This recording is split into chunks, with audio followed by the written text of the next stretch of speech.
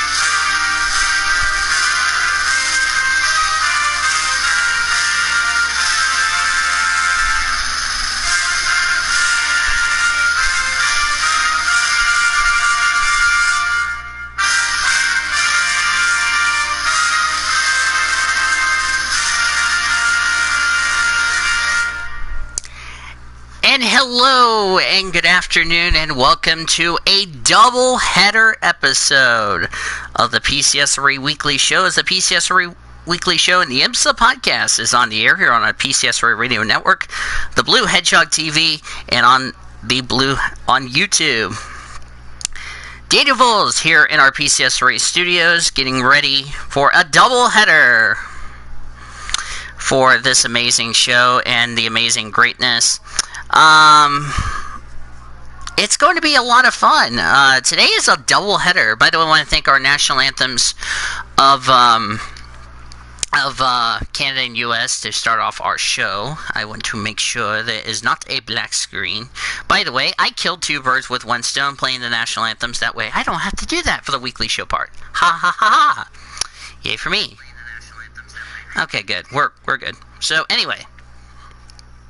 Yeah, so here is how today's episodes are going to work. We're first going to start with the IMSA podcast because we have some IMSA news to go over.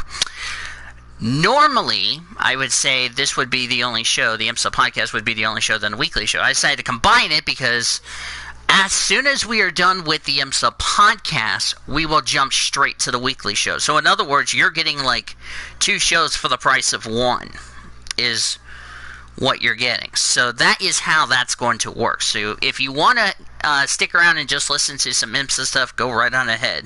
So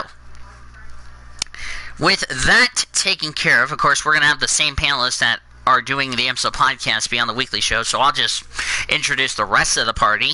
So yeah, it's going to be fun. So let me go ahead and introduce our two amazing people that are here. Joining me for the PCSRA weekly show and IMSA podcast doubleheader, which you will already see them on the weekly show, is of course Nathan Orman, aka Mr. Awesome Angel Fan, and Zachary Taylor, aka Mr. Food King Warrior. Okay, that was interesting.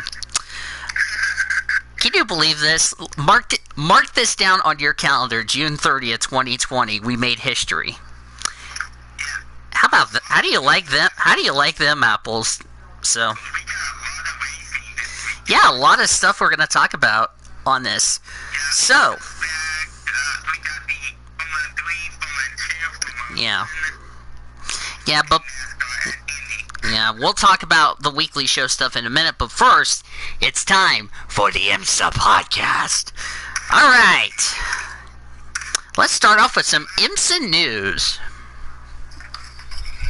All right, something we don't normally start off is the IMSA podcast because I already know. Well, and then I'll go over the agenda in just a minute because I'll go deafen when we move over to the weekly show. But anyway, let's get right into some IMSA news to get you caught up on.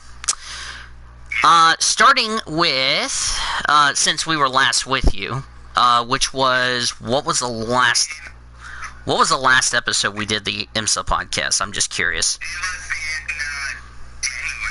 No. It was in May, you derp.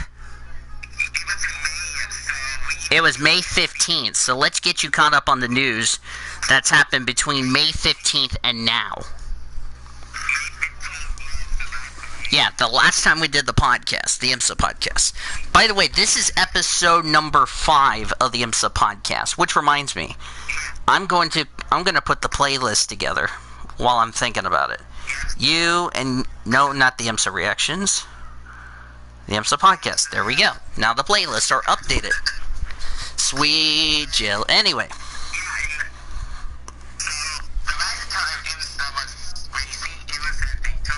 Yeah, which we'll get to that in just a second.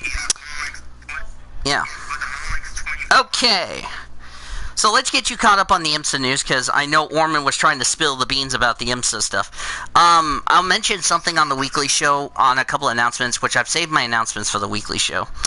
Alright, let's start with the first news on the agenda to kick off our double header of shows. Yes, these two shows will be like one episode. Okay. Porsche's long-standing IMSA GT LM effort, which has titles and major race wins to its name dating back to the United Sports Car Championship, has been brought to an end due to the financial impact of COVID-19. The German marquee also states it will continue to evaluate running in the top class of IMSA in the future as part of the forthcoming LMDH platform. With two Porsche GTLMs withdrawing from this year's 24 Hours Le Mans, gone from the IMSA grid, which will be at the end of the year, the GTLM class is down to just 2 factory programs for 2021 as it stands from BMW Team RLL Racing and Corvette Racing.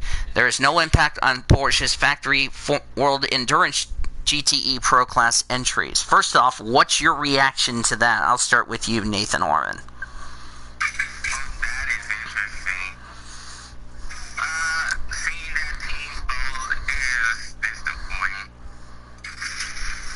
Taylor, what about you? What's your reaction to hearing that news?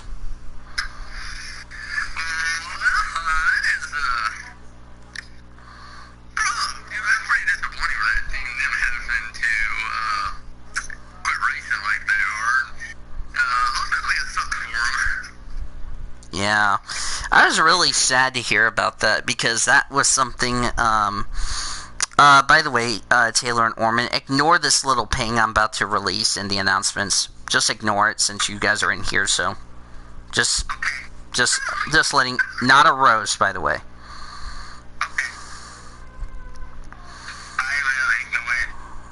But you'll probably just clear it, if you know what I mean.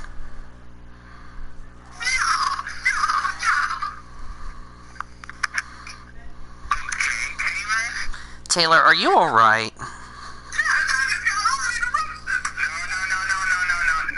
No. We asked you if you're alright, Taylor. That was not a roast, bro. Technically, I should give you a dirt, but I'll let that slide. But anyway. Yeah, I'm really sad to hear about Portia leaving, but, you know, you didn't want to see that, if you know what I mean. As far as that is concerned. So, there you go. Next agenda to talk about, since, like I said, we're getting you caught up on the IMSA news. Gears and Grassler. Gears Racing is set to part way with Grassler Racing Team, with the all-female lineup likely to skip at least the next two IMSA WeatherTech Sports Car Championship races. Multiple sources have indicated to Sports Car 365 that the Australian squad has severe ties with the Mark Rogali-owned organization, which debuted in January's Rolex 24 with Catherine Legg, Christina Nelson, Rahel Fry, and Tatiana Calderon, ex-Formula 2 driver. Hang on a second, I'll be back. I keep getting interrupted. Well, okay, and now, time for commercial break. Nothing but commercials, nothing but commercials, nothing but commercials. Oh, speaking of that song, Taylor, we are back on NBC on that song. So, Fox is done with their schedule. Now we go over to NBC. And NBCSN. Cody Schrager. Alright, I'm back. Sorry about that, guys. Okay. Yeah, sorry, I had to take care of a little bedding issue in my parents' bedroom. Okay, as I was saying, where was I? Plans were in place to contest the entire WeatherTech Championship season in the number 19 Lamborghini GT Evo with Nelson and Legg, which is operated by the Godfrey Gassler-led team. The cause of the breakup remains unclear, although a representative for Gear confirmed in a statement that it plans to continue the WeatherTech Championship, but with a different, yet-to-be-announced effort. What's your thoughts about that one? Taylor, I'll start with you, then Orman. That's interesting. For sure. Orman, what about you? That is interesting. Yeah, it is. But, you know, we do wish him nothing but the best. In my opinion, so. I wouldn't say that's a big surprise, but then again, you know, it's something you can do anything about it. Next topic.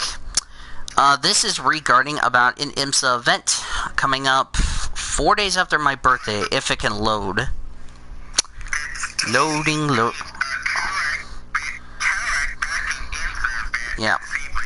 Yep. Cadillac will serve as the title sponsor for the Cadillac Grand Prix of Sebring on Saturday, July 18th at Sebring International Raceway in Florida. The event will be the second race back for the IMSA WeatherTech Sports Car Championship, which also is, by the way, a race the same day, same weekend as the Michelin race, by the way. The event occurred following the WeatherTech 240 at Daytona. You guys excited about Sebring getting 2 races, if you know what I mean? What about you, Taylor? What's your thoughts about that? That's gonna be pretty cool and interesting. Yeah. I think it's going to be a big chance, if you know what I mean. So, I really think it's going to be interesting. Only 2 Sebrings. By the way, I did a little stat. Last time we had Daytona twice on the calendar was, I want to say, 2009. Kyle Busch ran that race with Marcus Ambrose the same day when the Cup Series ran at Daytona National Speedway. That was what was then the Rolex, which is now IMSA. So, back in the Grand Am days. So anyway, next topic: former junior open wheel star Aaron Teliz will team with Jack Hawksworth to race the 14 Lexus GT3 in the 2020 IMSA WeatherTech Sports Car Championship, replacing Parker Chase for the remainder of the IMSA season, which restarts at Daytona next week. The 2016 Pro Mazda champion, who scored several Indy Light wins and podiums over the past 3 years, also ran an extra AVS in IMSA's 4 endurance races last year and returned this year for the Rolex 24. 2020 marks the second IMSA season for the team that comprised Andrew Borden's AIM Autosports and Jimmy Vasser / James Sullivan's own operation that also partners with Dale Coy Racing in IndyCar. What's your reaction to Aaron Teliz replacing Parker Chase? Orman, I'll start with you.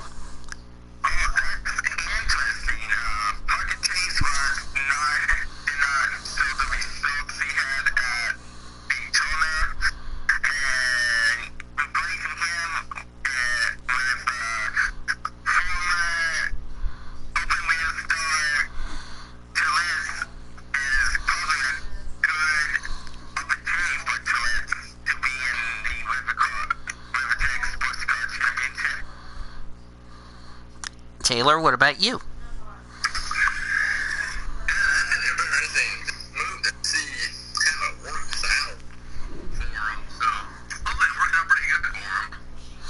Yeah, really, it's going to be interesting to see how he does. You know, hasn't been in the car since, like I said, Daytona. So we'll have to wait and see how that will play out for him. So should be interesting. Next little change is an update to the IMSA calendar. IMSA made 3 refinements to its WeatherTech Sports Car Championship schedule to avoid conflicts with other series in a season where every form of motorsports has been impacted by COVID-19. The first change involves the Salem 6 Hours of the Glen, which was scheduled for October 2nd and 4th. It is now 4th through the 6th, which moves forward to September 4th and 6th, held by WeatherTech Raceway Laguna Sega's. IMSA's 2 hours and 40 minutes in Monterey moves to October 30th through November 1st, becoming the series' penultimate round. Monterey in return takes the GT-only weekend formerly held by Lime Rock Park, which will now be September 11th through the 12th. And moving Watkins Glen off the October 4th weekend, IMSA entrants with plans to compete at Indy and a shared IndyCar SRO Intercontinental Endurance event no longer have a date clash to consider. Good move, I would say. Very good move. What about you, Taylor? Good move? Yeah.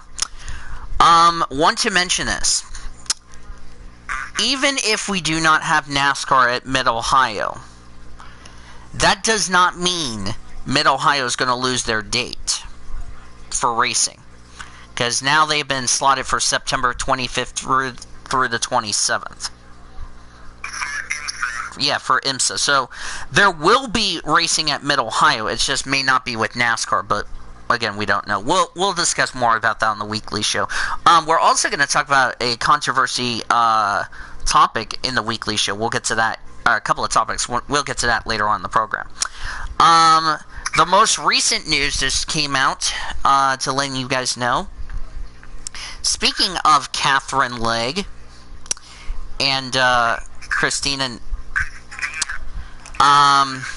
the Gear GRT split means both Catherine Legg and Christina Nielsen will be missing from this weekend's IMSA events at Daytona International Speedway. I think it has something to do, which we were talking about this, with Gear and GRT unable to resolve their fractured business relationship.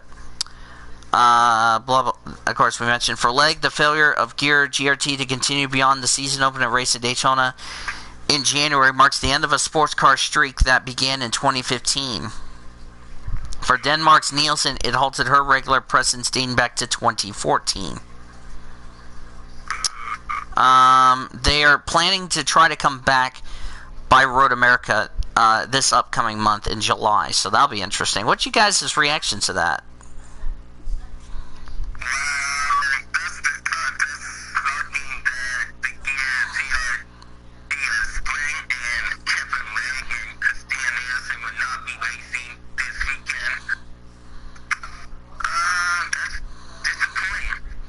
Zachary Taylor, what about you?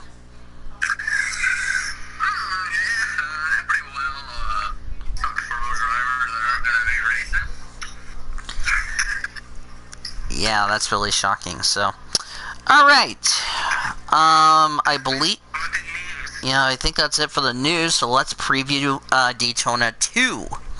As I stated before, this is the last time Daytona was on the what is now the IMSA WeatherTech Sports Car Championship was 2009 which was then the Rolex Sports Car Series from Grand Am, now IMSA.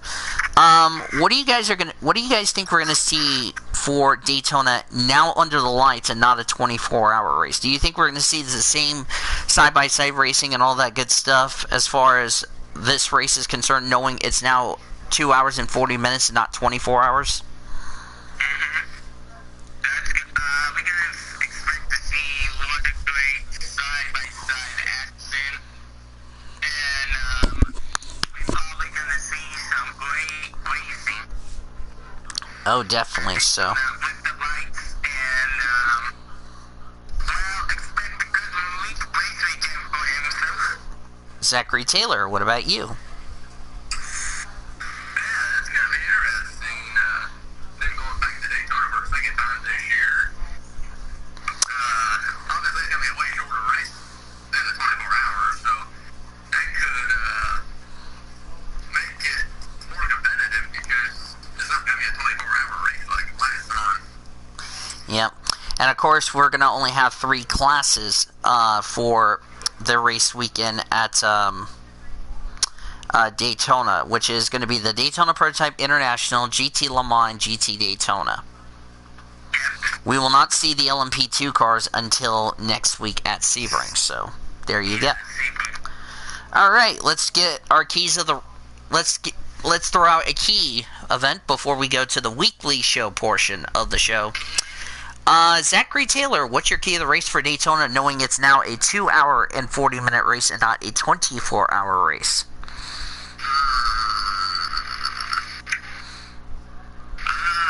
Well, brakes are probably going to be a big key in taking care of that.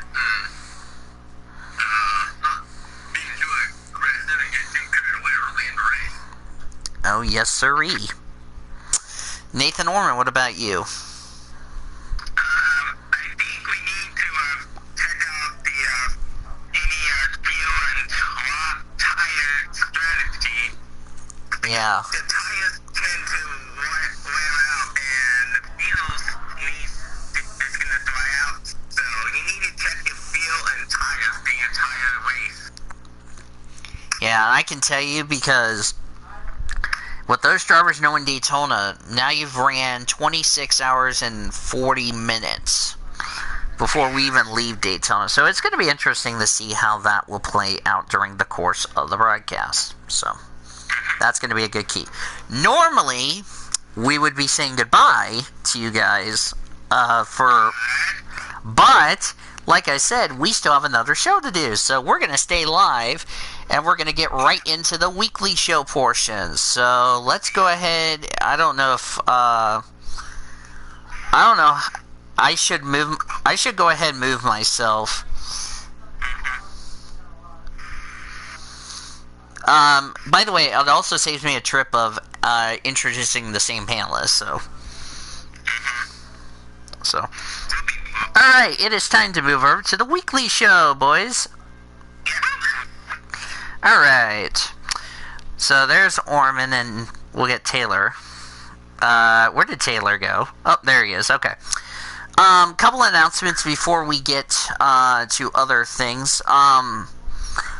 First off, we want to send our thoughts and prayers to Matalati. She passed away over the weekend. We want to send our condolences to her as far as that is concerned. So, yeah. So now, today's portion of the weekly show, now that we're done with the IMSA podcast, we're going to recap the Pocono weekend. We're going to, I have the agenda, which, by the way, like I said, I'm so happy I killed two birds with one stone playing the national anthem. So, which, by the way, tomorrow is Canada Day, and there's several Canadian drivers in the PCSRA that were happy to play the Canadian national anthem, and that was Betty Berry and, of course, Hannah Blue Jay, which, by the way, Hannah Blue Jay is probably going back to college on time, or probably early, but hey, we're still happy for her. We're going to recap Pocono. Yeah. And also we did the, my national anthem, the United Yeah. States. Mm-hmm. Yeah, because it's a special holiday weekend, which, by the way, tomorrow we can get away with it. Yeah, because tomorrow, And there's Greg. Yes. Yes. So we're going to recap Pocono and Sydney. By the way, I'm going to do Sydney's top 10 results just to save us a headache, okay? We're going to talk about, was Haley's 2-lap penalty from NASCAR too harsh, fair, or was it a combination of the two? We'll rate the weekend. I forgot to go over the playoff standings last week, so we'll do that this week. We'll go to the top story news, injury update, PCSRA update, and our report, which I'll talk about a huge announcement regarding about the NR 2003 big one. That was a mouthful. And then we'll look ahead to Austria and Indianapolis, make our predictions. So let's just go over Sydney real quick. Yes. Wait a minute. Did I lose? Wait a sec. Hang on a second. I need to move this up. Because I put something in the way where it shouldn't be in the way. Okay, there we go. So let's just get right into it. The top 10 results from race 7 of Supercars. Scott McLaughlin, your winner. Shane Van Gisbergen in second. SVG, also known as. Jamie Waycup rounded out the podium in third. Chaz Mostert fourth. Nick Paracat fifth. Cameron Waters sixth. Lee Holdsworth seventh. Antoine De Pasquale in eighth. Mark Winterbaum ninth. And Fabian Coulthard completed the top 10. For race 2, Nick Paracat, first win since 2016 at Adelaide. Congratulations to him. Jamie Waycup second. Scott McLaughlin third. Chaz Mostert fourth. David Reynolds fifth. Cameron Waters sixth. SVG seventh. Mark Winterbaum eighth. James Courtney ninth, and Andre Himgardner rounds out the top 10 in race 2. And then race 3, Scotty Mack wins again. Lee Holdsworth second, Jamie Waycup third, David Reynolds fourth, Mark Winterbaum fifth, SVG sixth, Anton De Pasquale seventh, Todd Hazelwood eighth, Nick Paracat ninth, and Bryce Fullward complete the top 10. So, let's just do this just to save us some time. What were your thoughts on Sydney? I will start with Zachary Taylor.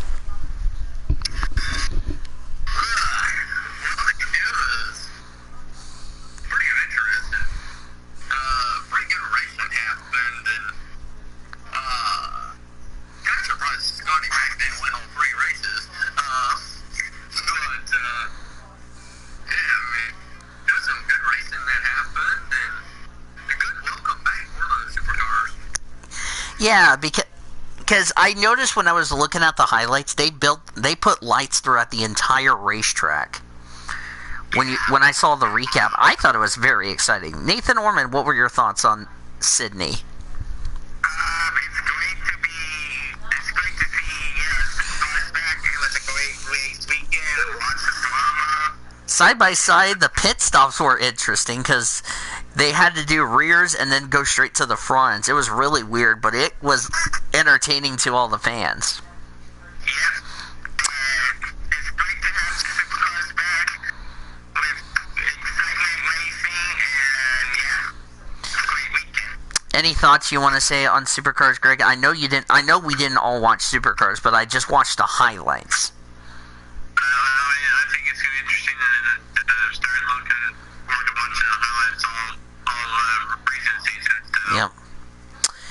Yes, sirree. All right, now recapping Pocono. Gonna start with the Cup Series race for the Pocono Organics 325 in partnership with Royaldale Institute, which I didn't know that. Shall we say it was an interesting race? It was kind of an interesting race, to say the least. We had a competition yellow, which no surprise there. First actual incident, Quinn Hoff going through the tunnel turn got loose, lost it on his own, spins out, gets the inside wall with the left front of his car. It was so badly damaged, his day was done. The stage one, nothing happened in stage one. Joey Logano won stage one. Yes, Joey Logano won stage one. We had a debris caution. Yes. We had a debris caution on lap 66, so nothing new there. Second incident, Eric Jones did not see Tyler Reddick coming with a full head of steam because Eric Jones checked up, didn't realize Tyler Reddick was there. By the time Tyler Reddick was there, the two made contact. Eric Jones hits the inside wall, which the car was in the air. He could have flipped. Tyler Reddick was also involved. Reddick continued. Eric Jones did not. And then, what? Yeah, he was out of the race and then had to go to the medical center because NASCAR screamed, "Get out of the car," 5,000 times. Nothing else happened. Final caution was just a stage break. That was won by Eric Almirola. And then we had a bunch of pit stops in stage 3, which nothing really happened. And when it was all said and done, it was Kevin Harvick who gets his first career win at Pocono Raceway as he held off a hard-charging Denny Hamlin. Well, more about that in just a second. The top 10 results from race 1 for the Cup Series was Kevin Harvick, the winner, Denny Hamlin second, Eric Almirola third, Christopher Bell gets driver of the day from 36th to 4th. Good job for Bell, which we'll talk about Bell later on in the show. Kyle Busch 5th, Martin Truex Jr. 6th, Clint Bowyer 7th, Michael McDowell gets a top 10 in 8th, Brad Keselowski 9th, and Chris Buescher complete the top 10. I did watch the Cup race, by the way, race 1. Then we go to the trucks. I'm sorry. Yeah. Yes. Yeah. Yeah, then we go to the truck race, which was supposed to have been on Saturday, but because of Mother Nature singing a special song with Greg Rutz, it got postponed to Sunday, which ended up being a triple header of racing. Yeah, let me get right to it before I get interrupted again. Not even getting into turn 1, Cody Robar got loose, took Matt Crafton, made contact with Matt Crafton. Both drivers went up in the wall. It was kind of a wreckfest, if you ask me. Their days were done before the first lap was even done. Then Rafael Lazard clipped the grass. Yes, he clipped the grass and collected Austin Wayne's self and took both cars into the turn 3 wall. Their days were done. But that wasn't all. Ty Majeski got turned by Grant Enfinger on the front straightaway. Majeski hits the wall so hard that his truck could have flipped. That brought out a couple of red flags. Stage 1 went clean and green the rest of the way, with Sheldon Creed winning Stage 1 and Stage 2.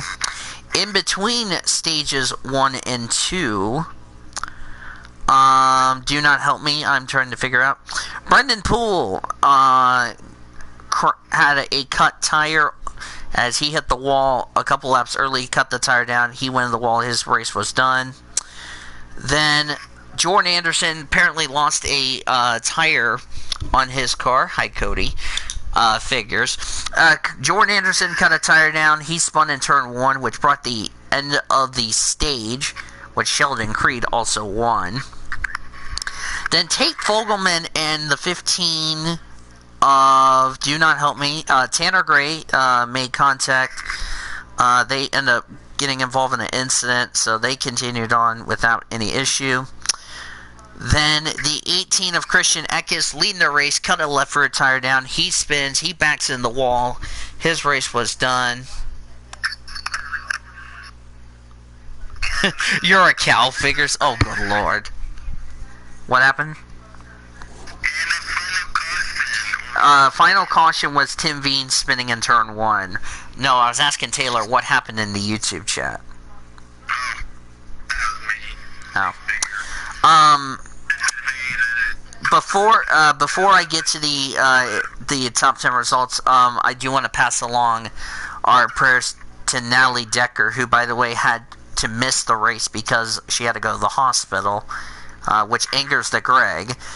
And the 44 was and she was replaced by Bailey Curry, so there you go. But at the end of the day, it was an Xfinity Leech. At least it was a good Xfinity Leech that won. Brandon Jones, which we'll talk about him in the Xfinity recap, won the Truck Series race. So the top 10 results for the Truck Series race was the following.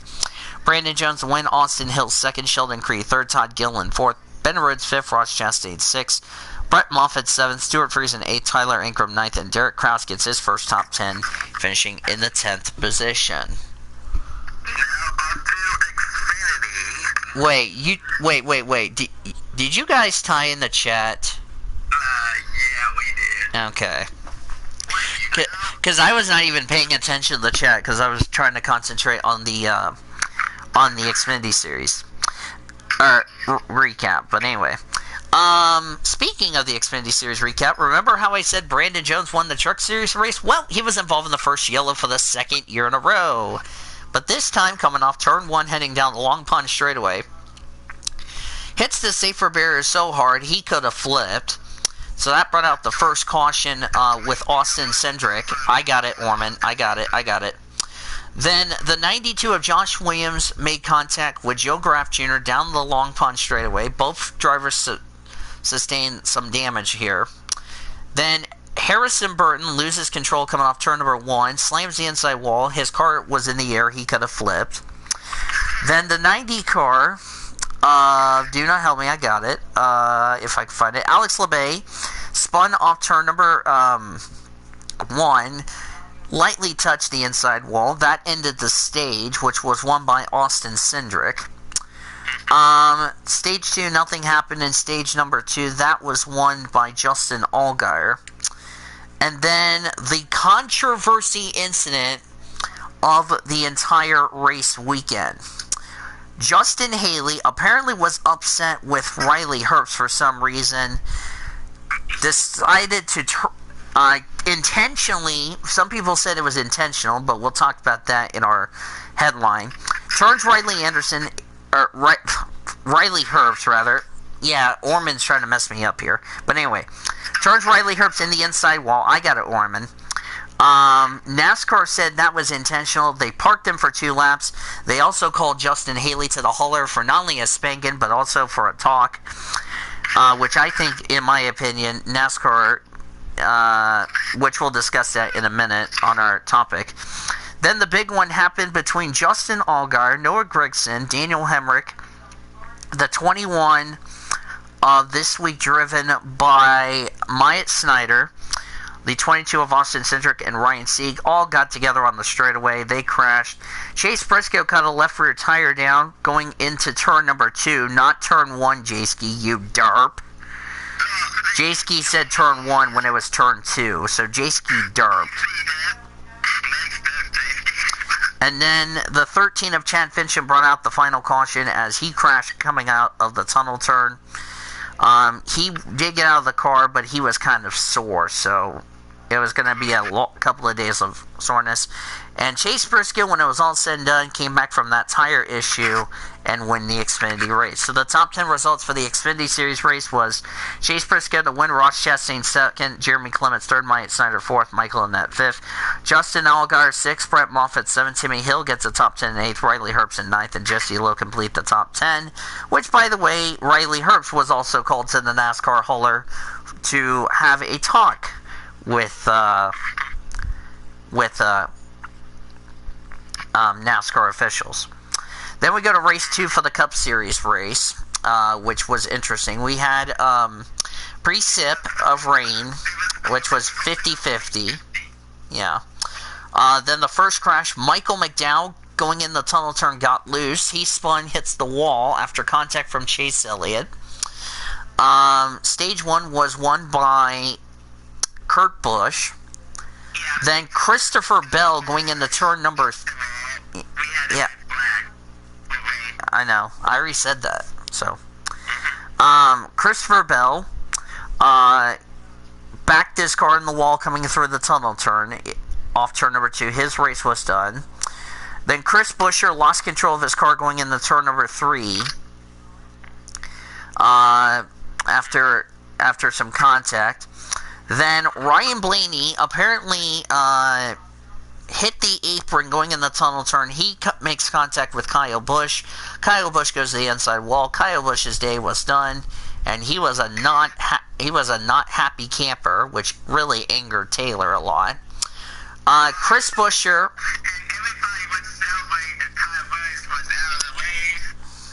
Yeah, and Taylor was not too happy, and neither was NASCAR. And then Chris Buescher brought out the final incident of the race as he spun off turn number 2. Rest of stage 2 was completed. It was won by Brad Keselowski. And then we had a bunch of pit strategy races. And Denny Hamlin, when it was all said and done, tied Jeff Gordon for the most wins at Pocono as he gets his 6th win of the season. Denny Hamlin won the race as we go to the top 10 results for the Cup race. Harvick 2nd, Eric Jones 3rd in a backup car. Chase Elliott 4th, Eric Almirola 5th, Matt DiBenedetto 6th, William Byron 7th, Clint Boyer 8th, Alex Bowman 9th, and Martin Truex Jr. complete the top 10. So now I turn over to the panelists and I ask, what were your thoughts on Pocono? Orman, I'll start with you.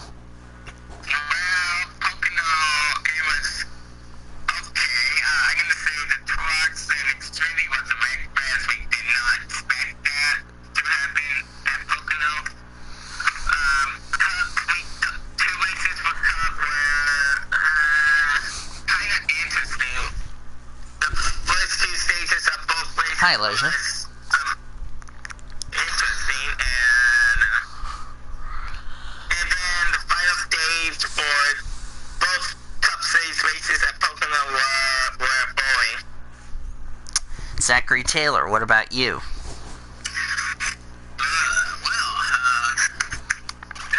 We did see a lot of crashes, especially in the truck and Xfinity race.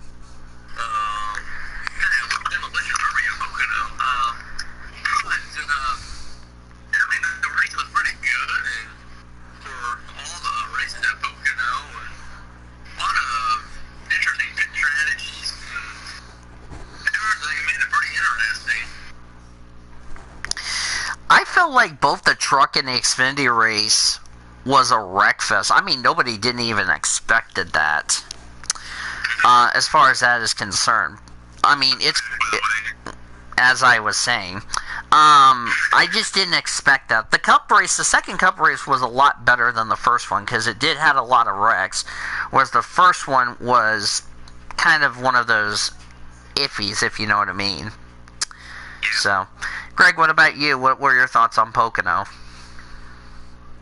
didn't watch it, so I've heard it was good race, but like I said, I didn't watch it, so. The only thing we can all agree on, and we've talked, and other shows would agree with me on this, is that the restarts were just insane, if you know what I mean. We can all agree on one thing for sure: the restarts were insane.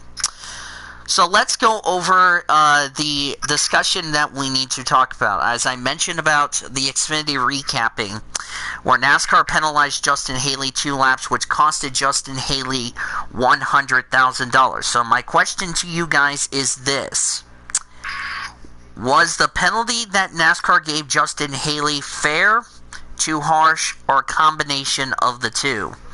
Starting with Taylor.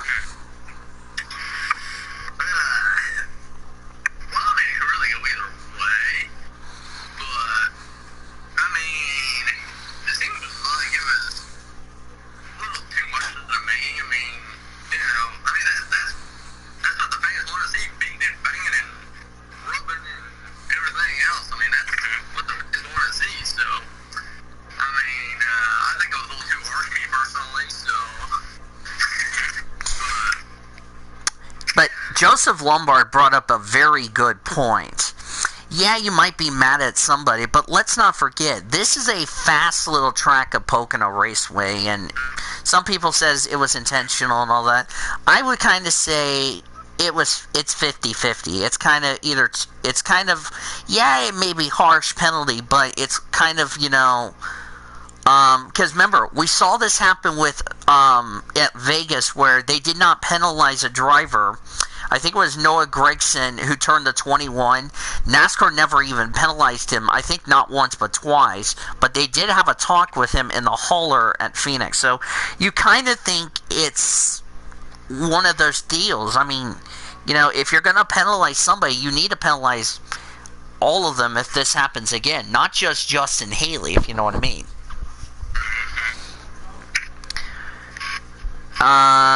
What about you, Orman? I kind of agree with you, Danny, about the penalizing everyone. And I think there's a little bit too much and a little bit unfair. I'm going to go with either way because it's fair to have a penalty if you're too aggressive. But if you're in the race for an opportunity to win money, that's a little bit too much to get a penalty because you cannot afford to get a penalty if you're racing for money. What about you, Greg? Sorry, I was typing on my computer. What was it again? Talking about the Haley Riley Herbst, was the penalty fair or was it too harsh or a combination of the two? I think it was kind of the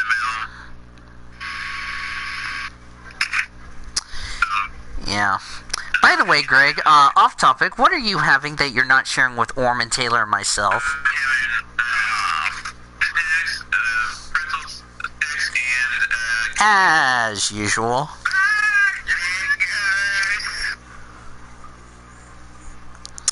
As usual. Okay, let's get right into, let's rate the weekend. What would you guys rate? First off, let's rate Sydney. Orman, if you had to rate the Sydney weekend from 1 to 10, what would you give it? solid 7 because great to see, Wait, did you say Charlotte 7 or did you say Sydney 7? Sydney 7. Okay. Thanks for clarifying. It was great to see supercars back, great racing, just a great weekend. I'm just so happy Nick Paracat finally got a win because, like I said, that's his first win since Adelaide 2016, which, by the way, snapped a streak of Red Bull and Team Penske winning, if you know what I mean. So that's a big winning streak snapped. So it won't be called the Scott McLaughlin series with now Nick Perry. Zachary Taylor, what would you rate the Sydney with a 10? I think seeing the strategies and seeing these drivers take care of each other as far as that is concerned, I was really excited and I was glad to see supercar racing. Okay, what about Pocono? Back to Orman. If you rate Pocono from 1 to 10, what would you give the Pocono weekend? Seeing with the packets they have from Pocono, I'm going to give it an 8 because a lot of great passing, beating and banning, and I never thought the trucks in Xfinity were a couple of Wreckfest racing, but it's great to have the packets at Pocono. Zachary Taylor, what about you? I'm going to give it a 9. Wow. Greg Rutz, what about you? I'd say a 7. Considering both the trucks and the Xfinity Series races were Wreckfests, by the way, combine the 3 races, we had over 20 cautions and like 5 or 6 red flags. Combine the 3 races on Sunday. I'm going to go with an 8. Because we've seen... We didn't expect, first of all, Pocono to be a Wreckfest. Let's get that right. Second off, we knew pit strategy was going to come into play, especially in the third and final stage. But remember, they were battling the sun, thinking, oh no, we may not make it, blah, blah, blah. Yeah, it was really interesting, so.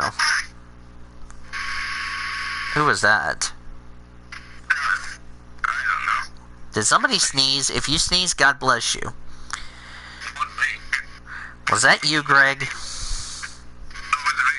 Okay. I think that was probably Blue Junior. But anyway, God bless you, son. Anyway, let's get to the top story news. Now, I do not know if Elijah heard about this or not, and I want his opinion on this. There is going to be a new rule institute for the All-Star race. NASCAR is going to introduce a choose cone rule. Here's how it works. The choose cone rule allows drivers to decide which lane they start in on a restart. As the field is given the 1 lap to go signal, they must elect whether to start in the inside or outside lane, and once they make a decision, they cannot change lanes without forfeiting their position. What's your take about that?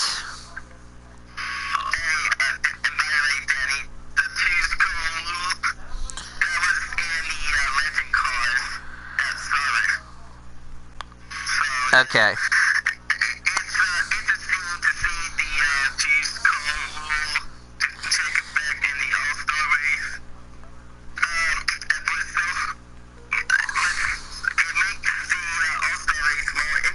Yeah, I think it's going to be really interesting because we've seen this cone deal in dirt racing and all that.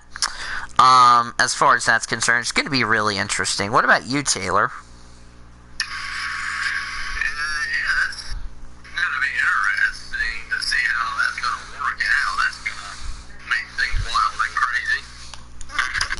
It's really going to be really crazy if you ask me, especially, how that's going to play out. So, speaking of dirt, I do need to pass along this little note.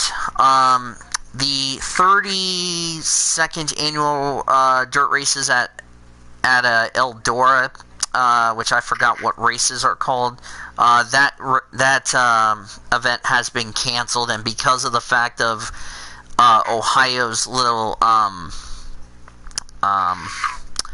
their little issue going on as far as COVID-19, it will not be made up this year. It will be moved to next year. Let me go over here to the pit stop breaking stories, because there's a couple of other news I put out. Let's talk about... note from Dennis Stats Kelly. With that last place finish, Michael McDowell is now the all-time leader in last place finishes, if you guys didn't know that. He was tied with Joe Nemechek for the most last place finishes, and now he has surpassed Joe Nemechek as far as that's concerned. Okay. From Adam Stern, NASCAR has canceled the 2020 Postseason Champions Week and Cup Series Awards banquet in Nashville due to COVID-19. The series will still honor the champion in some shape or form, but how and when that will be is yet to be determined. So, yeah. Ramu Brothers Racing is proud to announce an association with RSS Racing effectively as of today for the remainder of the 2020 season. Josh Ramu and his team will manage the 93 racing operations starting this weekend at Indianapolis Motor Speedway. Myatt Snyder will still drive for the 93 team. The 38 team from Ryan Sieg Racing has ceased operations immediately. And also RSS Racing will continue to operate the 39 shop with Ryan Sieg. The relationship with Ramu put its full allow RSS to put its full focus on the 39 team for the remainder of the season. So the 38 team from Ryan Sieg Racing shuts down. Are you guys sad about the 38 team shutting down Xfinity? Yeah. Taylor, what about you?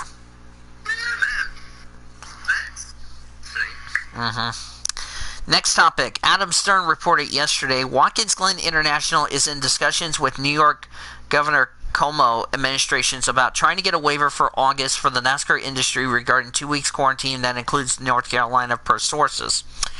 Cuomo did grant it one to the New York Mets and the New York Yankees players coming back from Florida as far as the players and staff is concerned. I agree with that. So,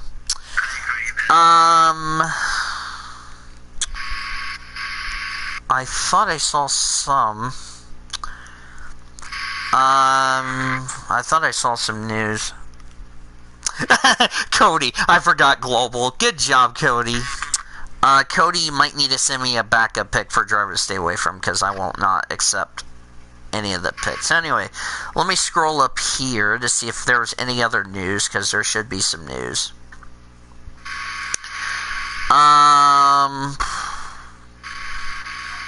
Jeez, oh Pete, where is it?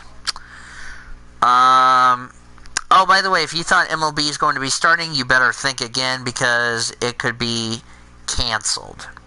So, yeah, which is not a good thing. So, let me see here. Oh, here it is, from Adam Stern. NBC Sports for this weekend's NASCAR/IndyCar doubleheader will have its IndyCar staff on site at Indianapolis Motor Speedway, while its NASCAR talent will call that series action from hundreds of miles away, Charlotte Motor Speedway. This is to reduce travel during the pandemic. Interesting. So they're going to Charlotte. That's interesting. Huh. Yeah, except they're doing it at Charlotte Motor Speedway and not the studios, like what you've seen Mike Joy and Jeff Gordon do.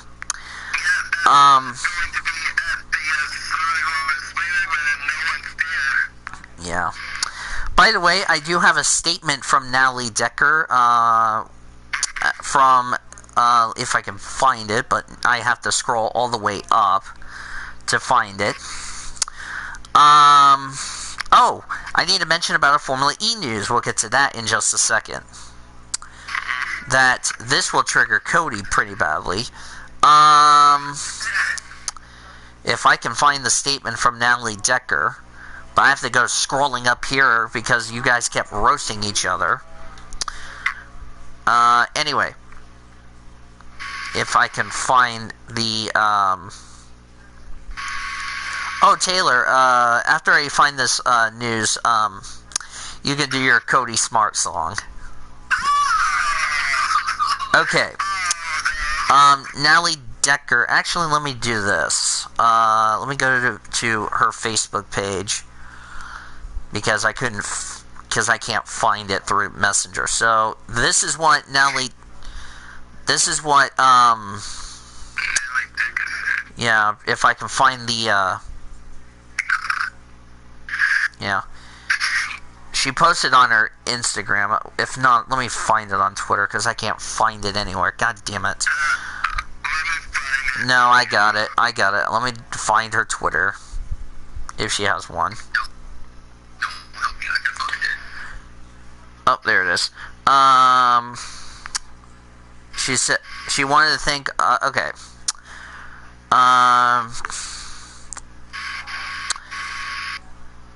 Yeah. By the way, she will let everybody know when she will be released from the hospital. But she wanted to say, thank you for all your kind words. Hopefully I'm out of the hospital soon. I wish my team good luck. Yada, yada, yada. She had bile duct problems, which is why she didn't race Pocono.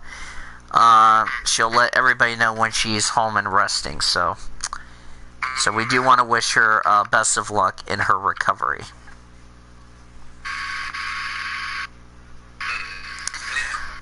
Just now from Adam Stern, NASCAR's Confederate flag ban did not have a significant negative impact on its base desire to watch/attend races per a new performance research study involving 467 self-AVED fans. Just 16% say they less likely to watch, 17% said less likely to attend. Interesting.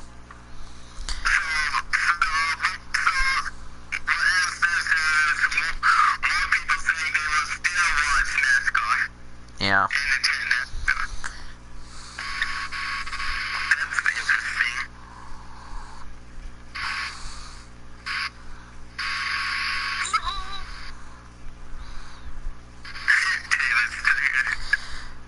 Okay, Taylor, we're ready to hear your song. To trigger Cody, okay? So, yeah, technically I stole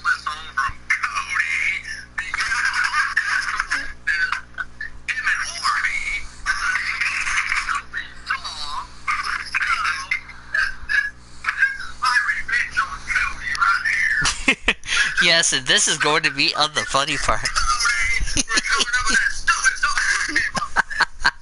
Here we go. It's funny. Yes, it is. Coming to the call right when I'm starting to sleep. Oh no, I know where this is going. Oh, bears.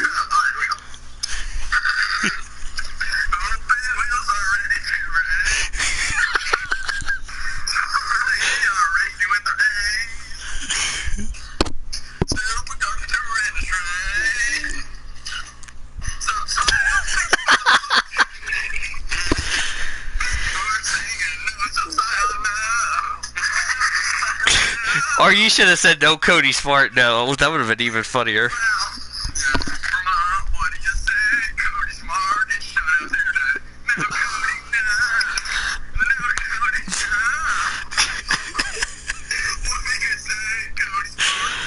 Oh my gosh. I even posted that, by the way. I had to post Cody's songs in Elijah's server, so don't kill.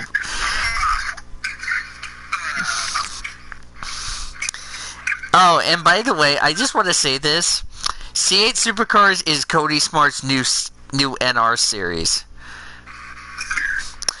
Or, I know a better driver to stay away from in C8.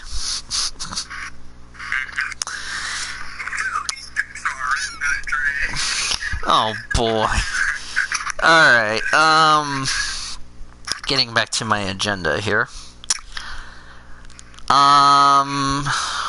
Crap, that's not what crap, I'm on the wrong one. We forgot to go over the NASCAR playoff standings. Let's do that right now. While we're thinking about it, so I don't go 2 for 2. Let's start with the Truck Series.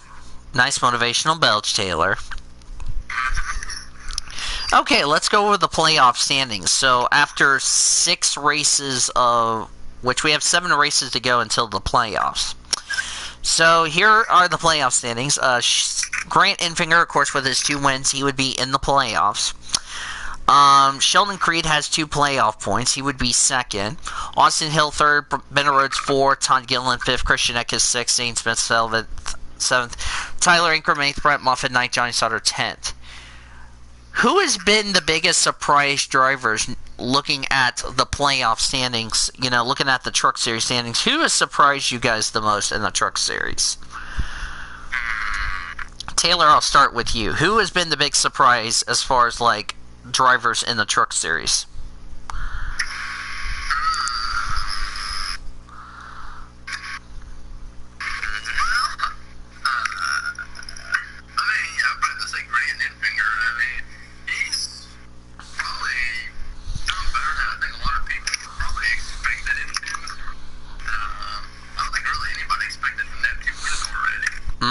Nathan Orman, who's been the biggest surprise driver in the Truck Series?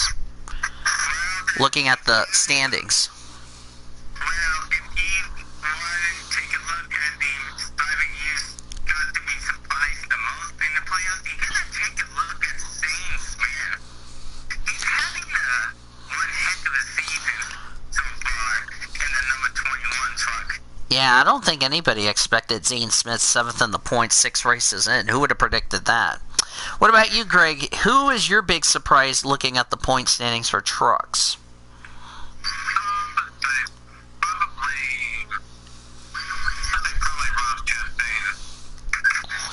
No, he's not. He's not running for truck points, Greg. You derp. Nice job, you derp. Ross Chastain is the biggest surprise in trucks when he's not running for truck points. GG, Greg. He's racing Xfinity, you derping grandpa. Look at your DM. That is a dirt point. And you know the best part is, Norman? I have that on the stream. That's even better.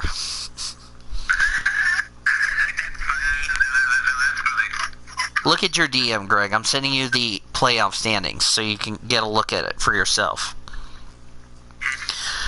So while Greg fixes his truck... Okay, go ahead. No. We haven't even gotten mine yet.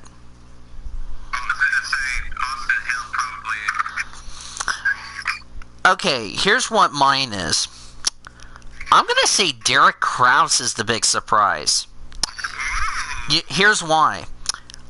I don't think any of us predicted, with him being 9 points away from a possible playoff spot, I don't think any of us predicted Derek Krause could possibly make the playoffs for the Truck Series. I don't think any of us predicted that. It's yeah. And should I remind you, we only had one rookie who made the playoffs last year, and that was Tyler Ankrum, which he locked up Rookie of the Year automatically. So, all right, let's move to the Xfinity Series playoffs. Chase Briscoe, of course, is in the playoffs. Noah Gragson second, Harrison Burton third, Justin Haley fourth, Brandon Jones fifth because of their wins, and then it's Chastain. Cindric is seventh, eighth is Allgaier, ninth is Michael Annett, Ryan Sieg, Riley Hurst, Myatt Snyder. Who do you think has been the biggest surprise in the Xfinity Series? I'm going to start with Taylor. Who's been the big surprise in the Xfinity Series?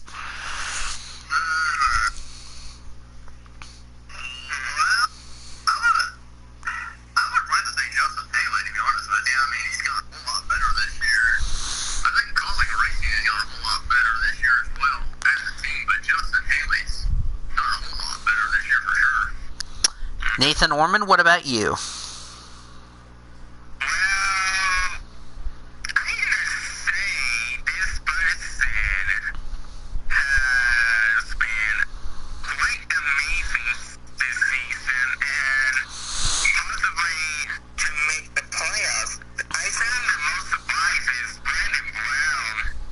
Yeah, because if you remove Daniel Hemrick from the standings, Brandon Brown is 13th in the points technically because Daniel Hemrick's not running the entire schedule. What about you, Greg? Looking at the Xfinity Series points. I'm gonna have to say Briscoe. Chase Briscoe? Okay. Well, Orman, if you thought Brandon Brown was surprising, I want to say Alex LeBay is the big surprise. Because he's 15th in 14th in points if you exclude Daniel Hemrick. But if you guys would have told me back in February, Alex LeBay has a possible chance to make the playoffs, I would have laughed at you like that. Nobody even expected Alex LeBay or Brandon Brown, to your point, of possibly making the playoffs. Nobody expected that.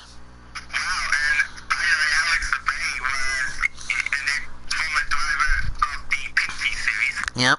I think he's still going to run that series on the limited schedule. All right, to the Cup Series. Looking at the standings, of course, the top 8 in points all have wins. So, so who's been the big surprise as far as the Cup Series is concerned, looking at the standings? I'll start with Orman.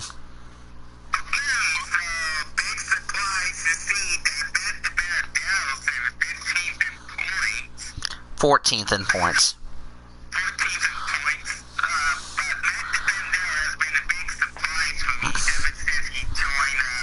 The Wood Brothers.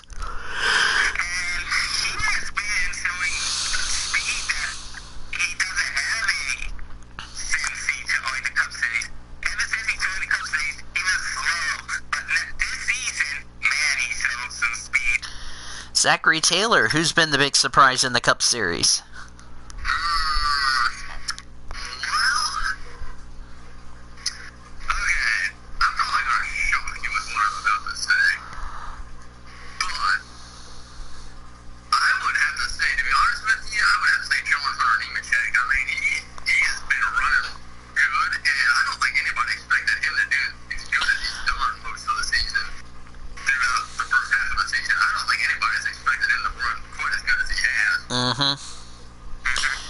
Greg Rutz, what about you for the Cup Series?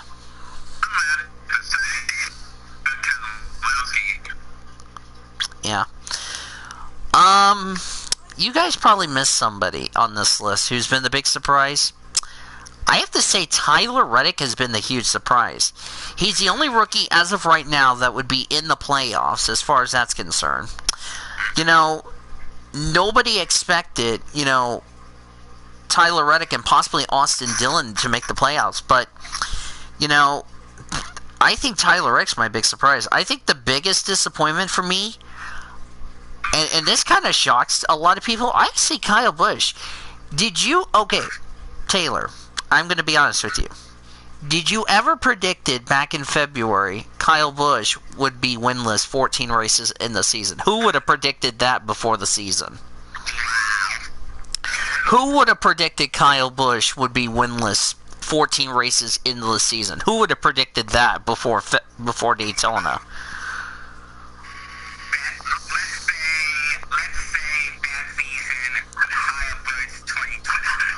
Yeah. Nobody even predicted that. I mean, nobody expected Kyle Busch to be winless. And I think that kind of surprises a lot of people because he's not yet won.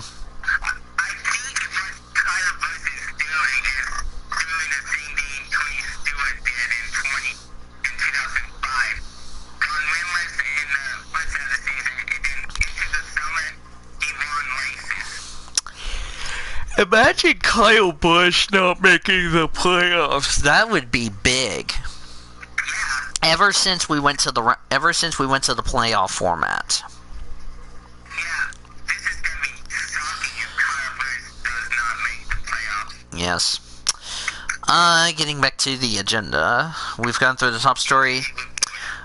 We don't have any injury reports to tell you since Vanellope von Schweetz has fully recovered, so that's good news. Slow down by unauthorized a broken bone or a sports injury. Count on Mercy to help restore your orthopedic life. Call Mercy Orthopedics today. Mercy and the PCSRA, a proud partnership for a decade. The PCSRA update, there's nothing really that's been going on as far as that's concerned. Same with the NR news, because there hasn't been any news going on lately. Other than there is a new team owner for the PCSRA. Former TM Sprint Cup Series driver, which, by the way, the TM Sprint Cup Series was a part of the PCSRA clan back in the day. And let me do it. Jacqueline King bought out Wyatt Beanstalk's old team, Super Raider Motorsports, and they've rebranded to known as Rocky Mountain Motorsports, and they've relocated the team now in Salt Lake City. That's going to be interesting. Of course, she has not competed since 2013. That was the last time she raced, so her driver lineups will be announced at a later date, so yeah. So why don't we go ahead and preview our race weekend, which this week is Formula 1. Hopefully we don't have a delay in F1. At Austria, and we also... Yep. Yep, at the Red Bull Ring in Spielberg, the gorgeous hills of Spielberg. And Indianapolis for IndyCar, Xfinity, and Cup. Let's start with Austria. So, we were supposed to have Australia. That didn't happen. We were supposed to have Bahrain. That got postponed. Yeah. So, what do you guys think we're going to see at Austria? If last year's race for F1 was indication, what also do you think we're going to see in Formula 2 and Formula 3?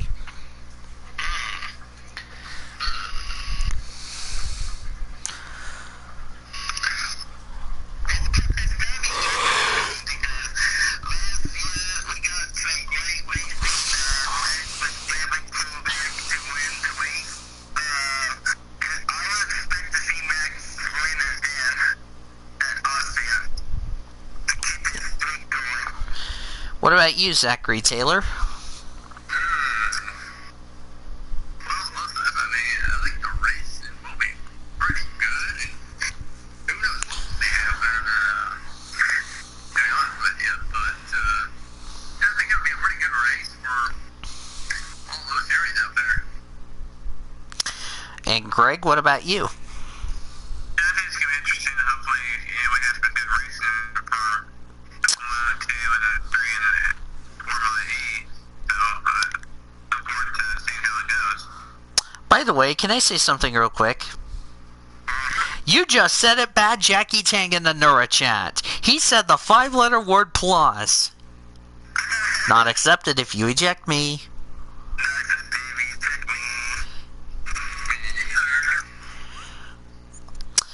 By the way, Sergei Sorokin could be a candidate to replace Daniel Ricciardo, if you know what I mean. For Renault next year. That's been multiple sources. We'll keep an update on that, so. Yes, let's get to our predictions. Brought to you by Rocket Mortgage by Quicken Loans. Here's how it works. Driver to win, driver to stay away from, driver that's the dark horse. 1 point per category. There's 24 points on the line for the race weekend. Let's start with the global standings, because that has been the closest battle since sliced bread. If I can... Wait, did I not even put the updated NASCAR standings? Give me a second. Do not help me. I'm trying to figure it out if I did or if I didn't. I do not think I have, so I need to go ahead and do that right now.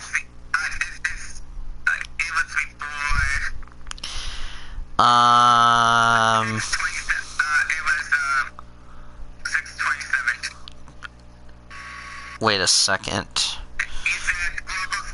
No. I'm at the NASCAR standings. I've already updated the global.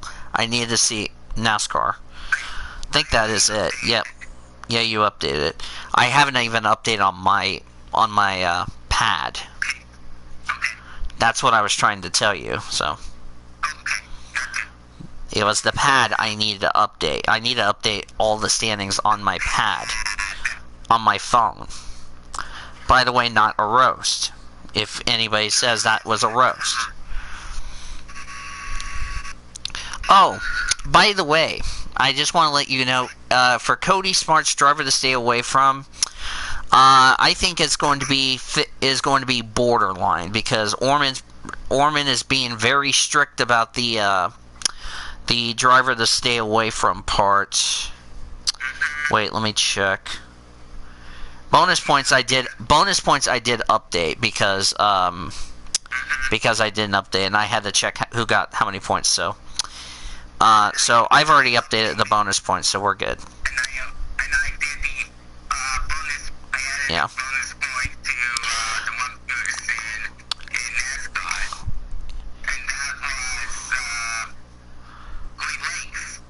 Oh yeah, Great Lakes is. Wait, he got a bonus point? Wait a minute. Oh, he got 2. Okay, so I haven't even updated it. I'll just do that right here. Good for him. Good for him. Good for him. Alright.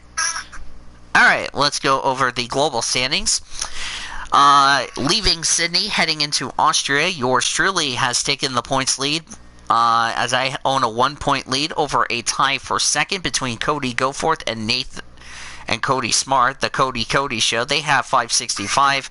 Not too far back is Nathan Orman. He's 4th with 562. Greg Rutz is 5th with 561.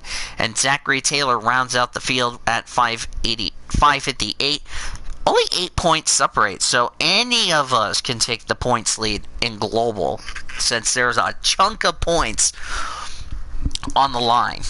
For the NASCAR standings, leaving Pocono, heading to Indianapolis, Cody Smart has kept the points lead. He owns a 25-point advantage over Greg Rutz, who's in second at 332. But don't look now. Nathan Orman is in third place, only 3 points back at 329. Kyle Langland is fourth at 302 points. Zachary Taylor rounds out the top 5 at 296 points. Yours truly is in sixth at 294. Or was it 298 or 290? Wait a minute. Wait. No, you said 296 for NASCAR. It's NASCAR standings I'm talking about. I checked the predictions from the second cup race. Let me get to it. Please don't help me, I can find it. But anyway, while you're doing that, I'm in sixth with 294.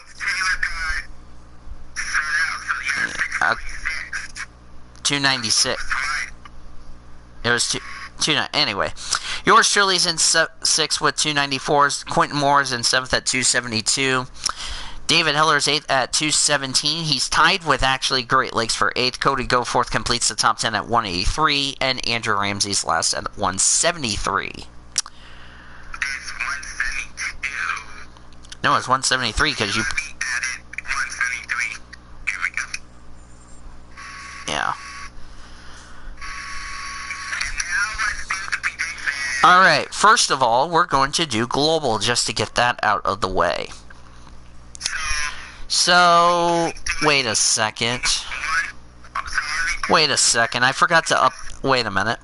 Barnes & Noble, did I not put the deal in there? Wait a minute. Oh, there they are. There they are. I was wondering where I put this deal. Copy, delete. I was trying to figure out where I put the global stuff. I put all the way down my deal, so give me a second. While I give you guys the entry, I do not have the well,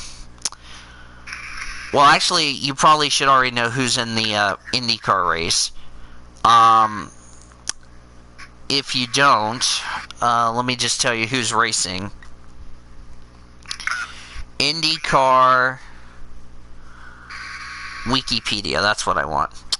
Of course, you know the full teams, okay? The full-time teams. Okay, so for this week, we have Charlie Kimball, Dalton Kellett, Zach Veach, Alexander Rossi, Ryan Hunter-Ray, James Hinchcliffe's in the 29 this week. Colton Herta, Mario Andretti, or Marco Andretti, Patricia Ward, Oliver Askew. We don't know who's in the 31. Max Chilton's in the 59 this week. Yep, 2's driven by Scott McLaughlin. Marcus Erickson's in the 8. Dixon in the 9. Rosenquist in the 10. Paolo, 55. Ferrucci. Sage Karam, by the way, is making his return. He's racing this week. Connor Daly's in the 20. We know Renus, VK, Jack Harvey, Graham Rahal, Takuma Sato. Spencer Pickett's in the 45 this week. Joseph Newgarden, Will Power, and Simon Pagenaud. Those are the drivers that are on the entry list. Actually, wait a second. Wait a second. Hold it, Orman.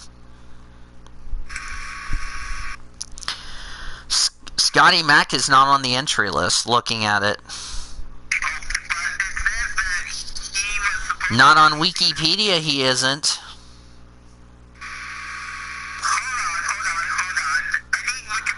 No, it was announced McLaughlin would no longer be making his IndyCar debut. So he withdrew. Yeah, the entry was withdrawn.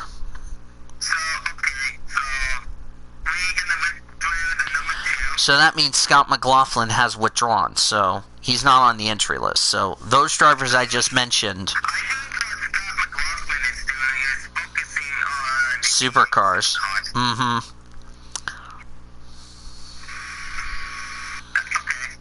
So, yeah. There are 30 drivers for Formula 3, so top 15 Dark Horse, 16 on back drivers stay away from. Top 11 for F2 is Dark Horse, 12th on back stay away from.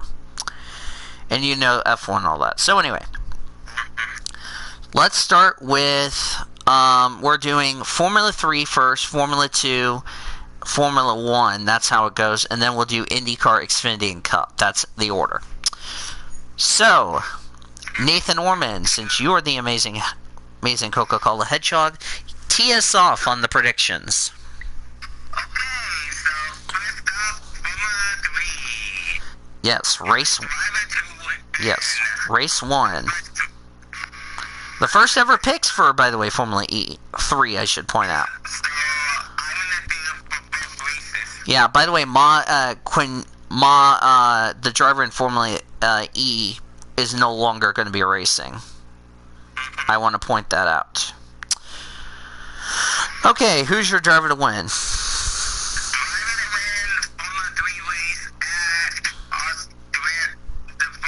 Austria. What? Hold on, dear. I'm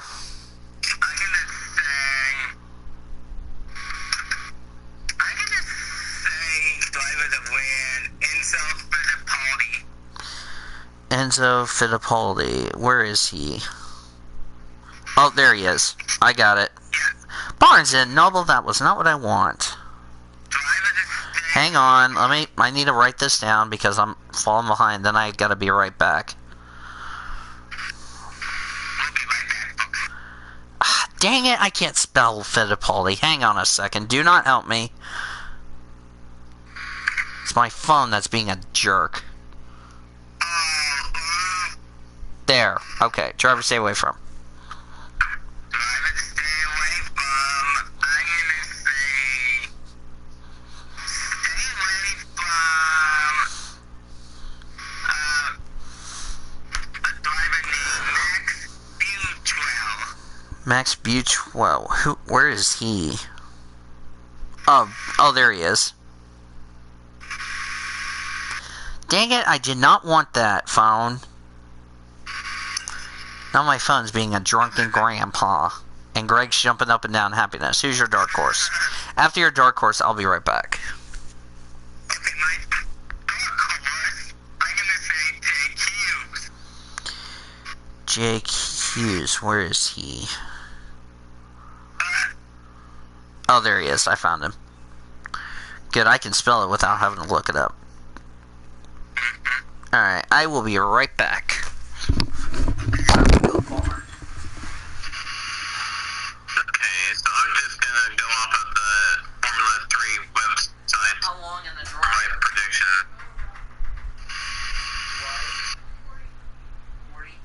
Sometime, oh no. Land or in the dream.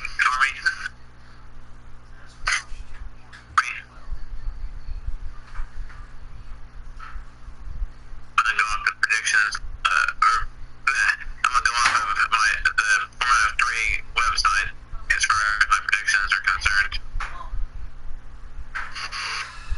Movie White Paragraph release messages.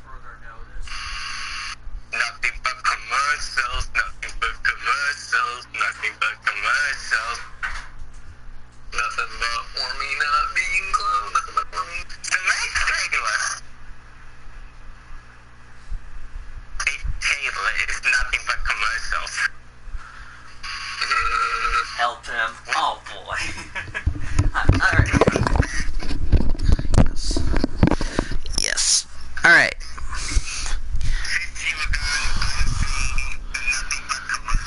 Oh, no. I knew you were going to say that.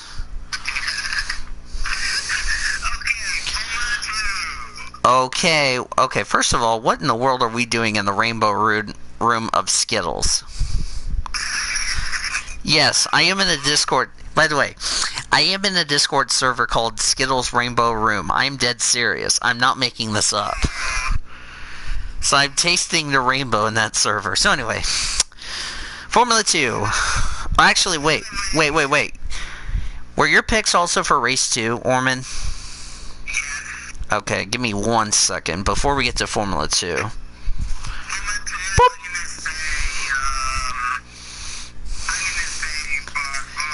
Remember, this is feature and sprint. It's opposite from DTM. Just want to remind you that.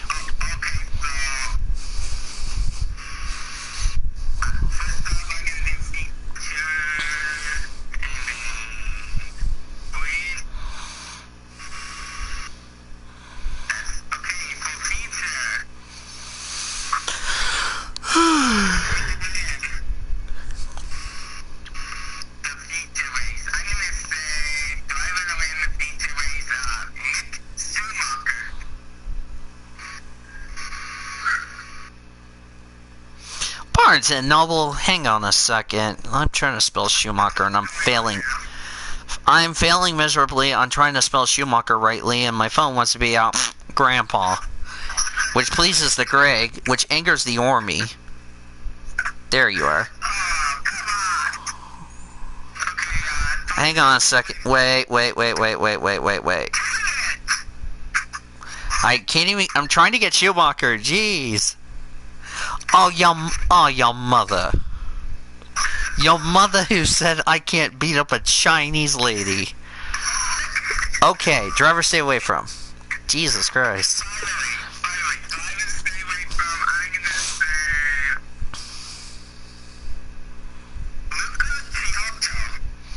Luca Giotto as the driver. Wait, where are you? Oh, there you are. I was... Barnes & Noble, that was not what I want, you stupid phone. I'm going to smack you with a Chinese bat that Zachary Taylor made for me fully clothed and not with you-know-who. Okay, who's your dark horse? Dark horse, I'm gonna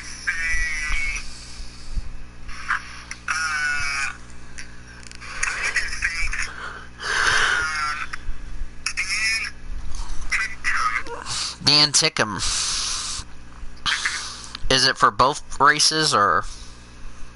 I'm gonna do separately. Okay. Alright, sweet. I don't have to go far to fudge everything up. Alright, who's your sprint race? The sprint driver to win, I'm gonna say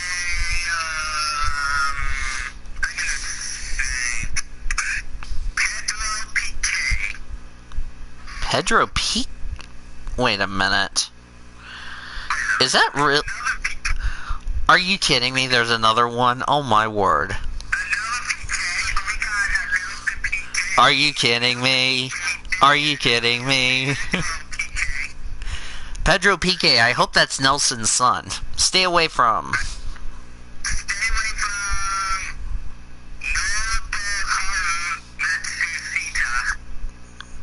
Barnes & Noble. Dang it, that was not what I want.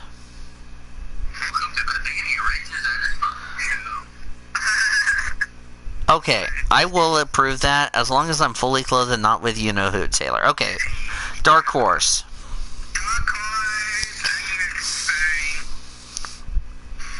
I'm gonna say dark horse.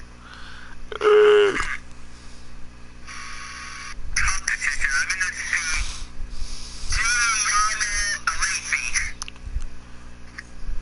Alesi. Oh, the French Master.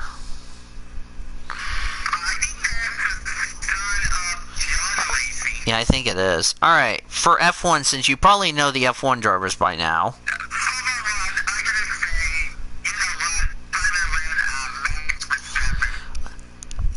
I might actually agree with you on that pick. This track really suits Red Bull very well, if you know what I mean. Stay away from.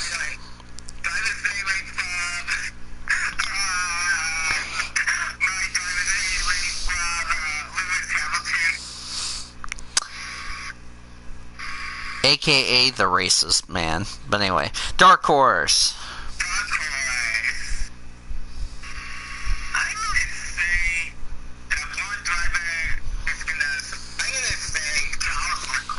Charles Leclerc is the dark horse.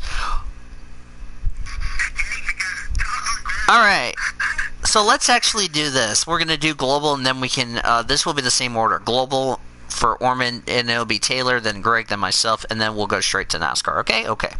IndyCar. Oh, this will be fun. This will be the longest picks of the season, I should point out.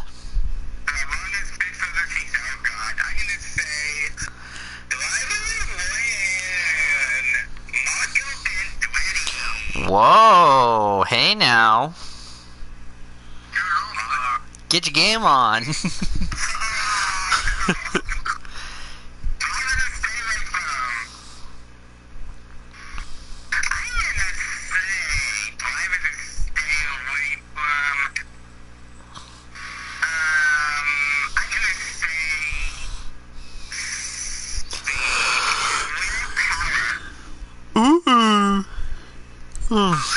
That's actually a good pick. Dark horse. Nice motivational belch. Alright, dark horse. This is gonna be something. Dark horse. I'm gonna say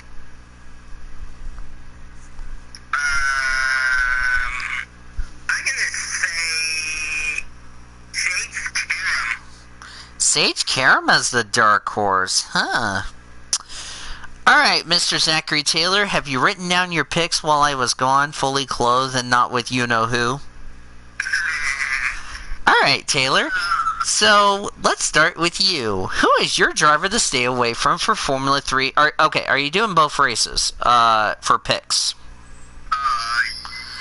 Like the same predictions for both races is what I'm clarifying. Yeah, I'm probably gonna make some. Okay. Separate picks? Okay. Race 1, who is your driver to stay away from, Mr. Taylor? Because you're amazing. Okay, so my driver to stay away from for race 1, I'm gonna say Cody Smart. Okay, wait. Taylor. So what you're telling me is that race 2, your driver to stay away from is Cody's wife, Andrea. Okay, accepted.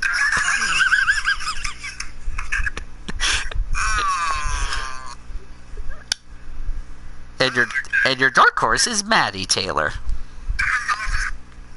I will prove that. Okay, Okay, your real driver to stay away from. Getting back on the topic. I had this in Cody Smart. That's pretty great. Driver to stay away from race 1. I'll say Jake Hughes is gonna be my driver to stay away from. Jake Hughes. Well, at least you didn't rip off Orman's picks like last week. Here's your dark horse for race 1.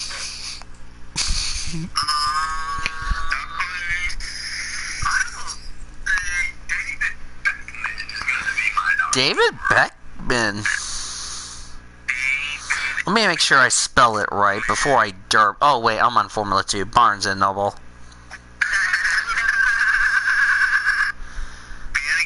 Wait, is he really on the entry list? Let me look.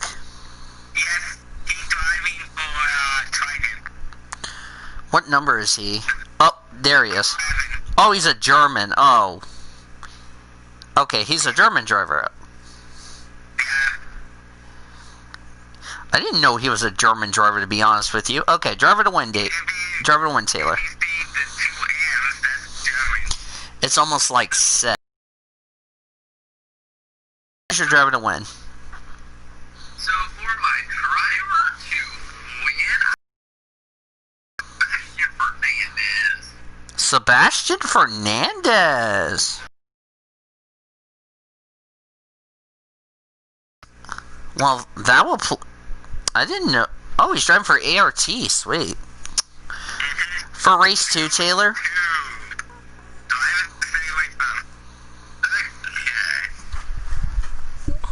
So my driver to stay away from for race 2, I'm going to say Lucas Dunner. For MT Motorsport number 19. Oh, it's spelled with a K. Okay, I thought... Okay, I will say this. I only see Lucas when it's spelled with a C, not with a K. I'm going to just be honest here, okay? Just being honest here. I don't want to say if I add a C. It's like I'm used to seeing a C instead of a K. Who's your dark horse? Just being honest here.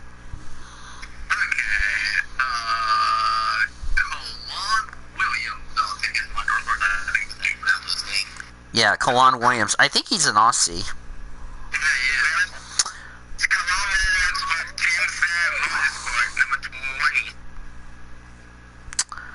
Oh, hey, there is a female driver in this series, I should point out.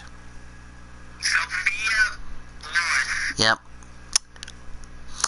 You know what? I might pick her, but we'll see. Driver to win, Taylor.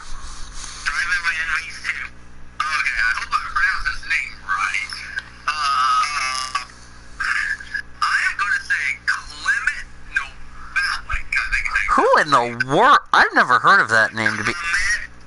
Okay, I'm going to be honest here, Taylor. That pronunciation kind of looks like a French name. I'm being honest here. Yeah, it's a British name, but the E has a little asterisk deal. It's like, okay.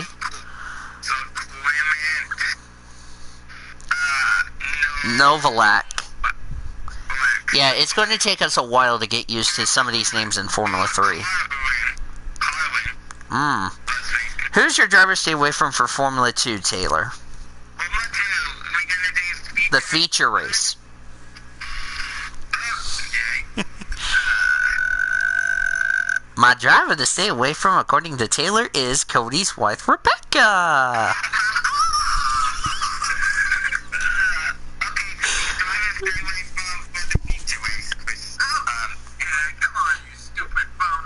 Driver to stay away from would be Greg's wife, Amy.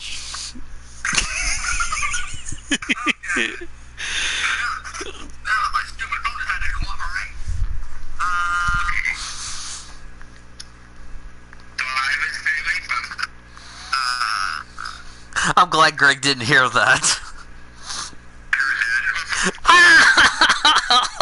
Not accepted if you smack me. Okay, so my driver to stay away from, I'll say Pedro PK is my driver to stay away. Pedro PK. That's interesting you took him. Dark Horse. Dark Horse. I'll say Mick Schumacher as my dark horse. Mick Schumacher. Okay, I'm gonna make this a lot easier for myself. Wait a minute, where is it?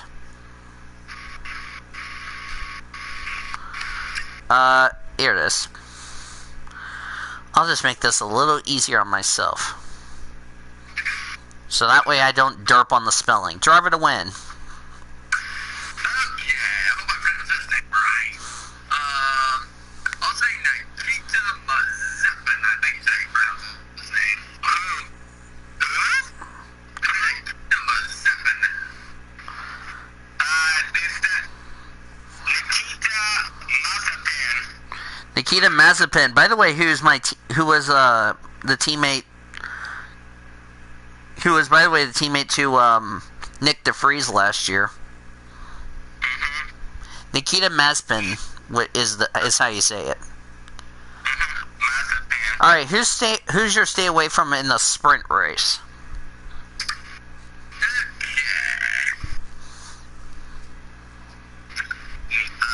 Because remember, they invert the top 8. If you didn't know that, Formula 3 they invert the top 10. Yeah, so drivers stay away from Peter. Sprint. I'll say Dan Tickle. Dan Tickle.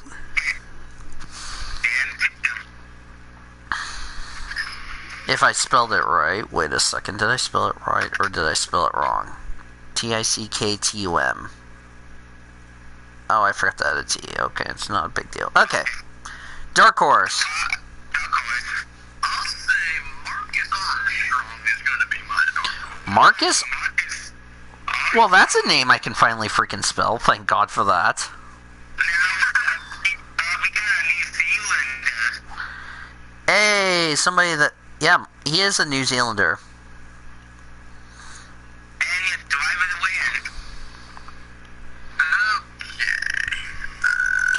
Formula 1 IndyCar, Taylor, should be easy pie, okay?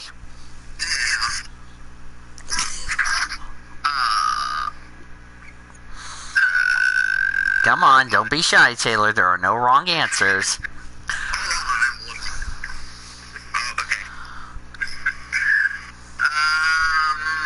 I will say Christian Lundgaard as my driver to win. Christian Lundgaard from Wait. Denmark. Where is it? Oh, there you are.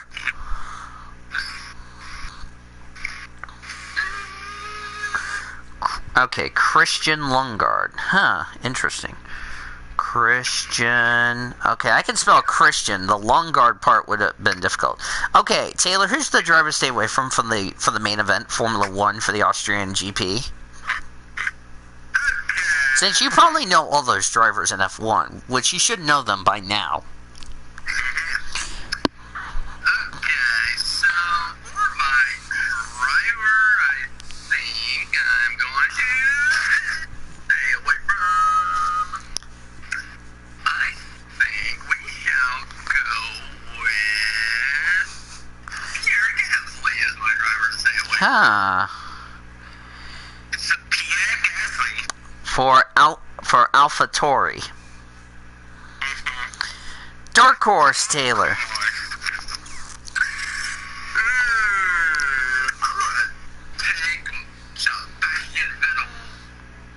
Ooh, you're taking Sebi.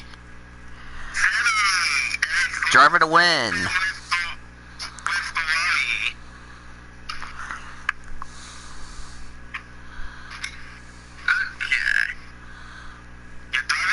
I'm probably making different picks for F1. Just because, why not? Alright. I gotta do this. You should have picked it. Oh. I'm taking Alex Albon. Whoa. Oh, shit. Oh, shit. Oh, shit. We should have saw that one coming. And now IndyCar. Who in the world is pinging us? No, I mean in the skills server I'm in. Oh, there's the other three. Oh, the pit stop show, by the way, is going on, by the way, Taylor. Oh, they're just recording. Okay, stay away from Taylor. For IndyCar. Oh yeah, we haven't even gotten to the NASCAR picks, so you're safe, Taylor. So we're gonna do NASCAR picks. Yeah, after we're done with global picks, we'll do NASCAR. By the way, it will go Orman, Taylor, Greg, and I. That's the order. So we will go back to you, Orman. All right, who's to stay away from Taylor? Okay, I think I'm gonna say Zach Veach is gonna be my Zach Veach. That's a good pick, I have to say. Wait, is it Veach or is it... Wait, did I spell it right? V-E-A-C-H. Okay, well, for some reason my phone says that's not how you spell it, but oh well, at least I trust Orman. Yes, I need to smack my phone every time I'm trying to spell names right. Okay, Dark Horse, Taylor? I am going to shock the living daylights out of you. Oh no! I've heard this 1,000 times.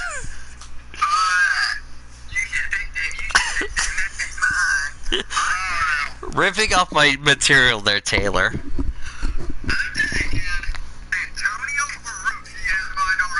Santino Ferrucci. Wait, did you say Antonio? Wait, what did you say? Did you say Antonio Ferrucci? Who's that? Who's Antonio Ferrucci? I know Santino Ferrucci, but Antonio Ferrucci?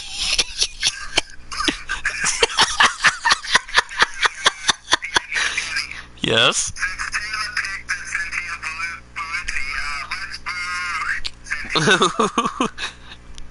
I heard Antonio Ferrucci, Taylor. That's what I heard off my end. Wait a second. Oh, there it is. Oh, yeah. Did you know I picked him as, like, the driver to stay away from for one IndyCar season? And I think I told Elijah and everybody else, do not ask why I picked him. And they asked anyway. Yeah, that was weird. Driver to win, Taylor. Okay. I have to do this. Oh, no. Okay. My driver I'm taking to win. I'm gonna take... Brooklyn Carter is your driver to win. What? I said Brooklyn Carter is your driver to win, Taylor. Your real driver to win. I'm taking my boy, who is an 500 champion, Alexander. Hell yeah! Yeah! There we go. Now everybody's happy. Alright, Greg, you're next. Great.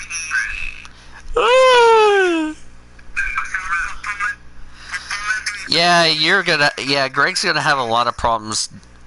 Wait, let me do this.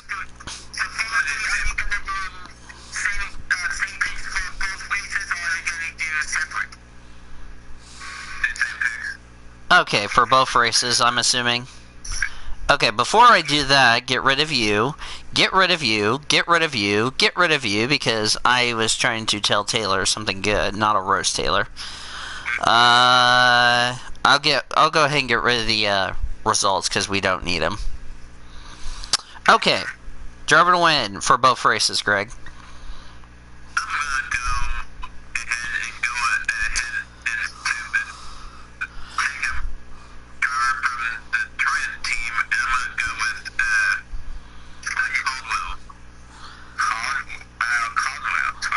Is it Oli Caldwell? Who in the world is that? I've never heard of that driver.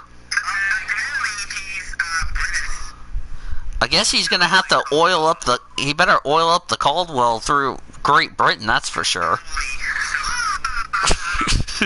See my roast, Taylor? Yeah, for both races is what you're telling me. Okay.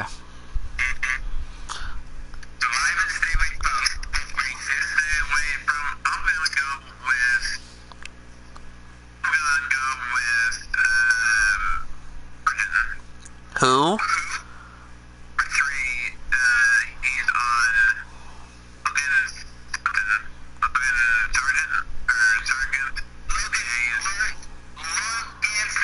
Wait, who? Oh, Logan Sargent. Oh, that's gonna be easy pickings for me. Yeah, because that's easier, but the stupid phone won't carry over on the Logan part, you dummy. Smacks my phone with Taylor's baseball bat. My phone accepted being smacked. Fully clothed and not with you-know-who. And that was for both races, right? Dark horse for both races, then.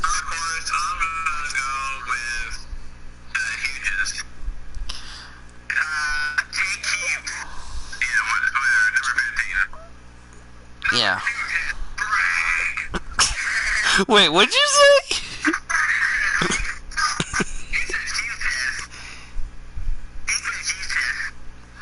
Nice derp, Greg. Not accepted if you eject me.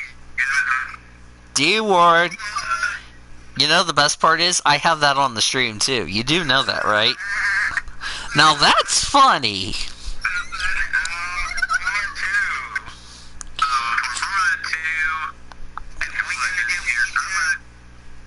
Are you doing...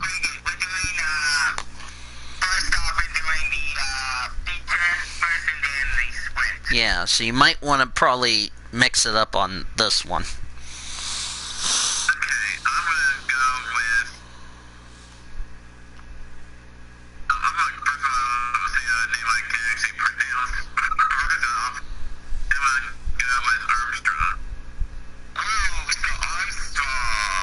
Marcus Armstrong, you mean?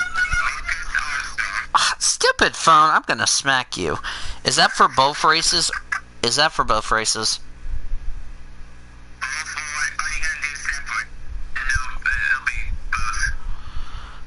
Okay, well that makes it easier for me then. Drivers stay away from for both.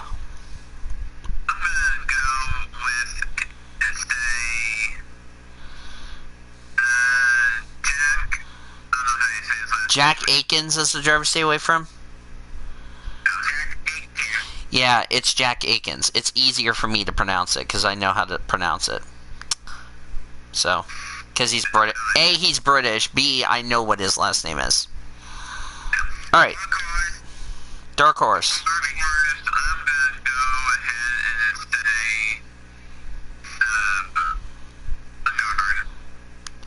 Wait, who? Oh, Christian Lundgaard. Whoa, whoa, whoa, whoa, whoa, whoa, whoa, whoa, whoa, whoa, whoa. Phone? Do I need to smack you now? Because I was trying to get up to Christian Russell and you keep scrolling down for no stupid reason. I'm about to smack you, phone. Fully clothed and not with you-know-who. That was for... Okay. That's going to be easy because it's only one race.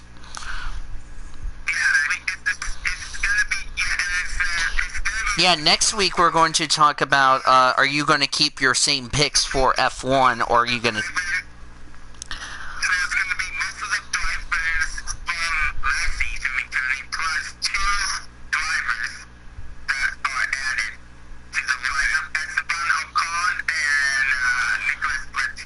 Yeah, Nicholas Yeah, Ocon last ran in F1 in 2018 because he took a year off, and Latifi graduated from Formula 2, so he's the only rookie, so.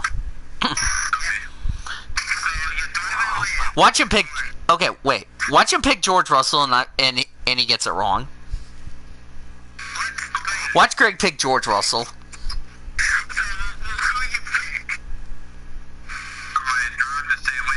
Wait, who do you pick for... No. Who do you pick for driver to win?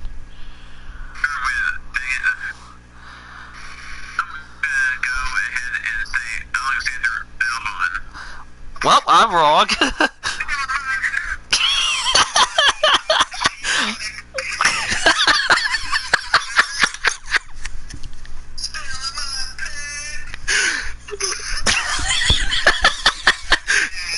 Okay, watch Greg steal Taylor's driver to stay away from, and then I'm gonna laugh.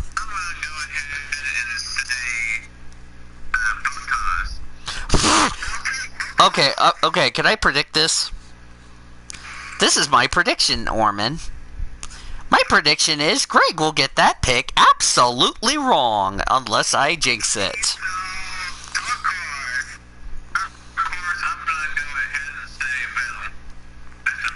Sebastian Vettel. Okay, Orman, I will say this. I think he ripped off your dark horse, if I'm correct. He ripped off the Taylor. He ripped it off the Taylor not once but twice. What's next? He's gonna rip off Taylor's IndyCar pick.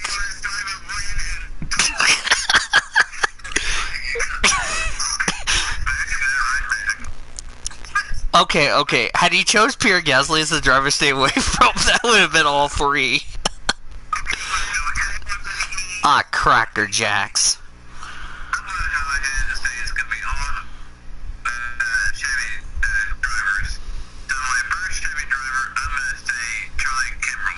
Charlie Kimball. The only diabetes driver that completed a full 500 miles at the Indy 500, if you didn't know that. Stay away from...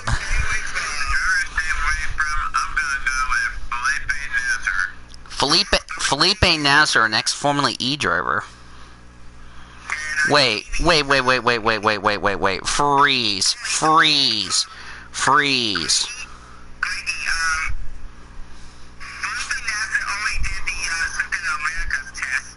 Wait a second. Is he on the entry? No, he's not. Wait a second.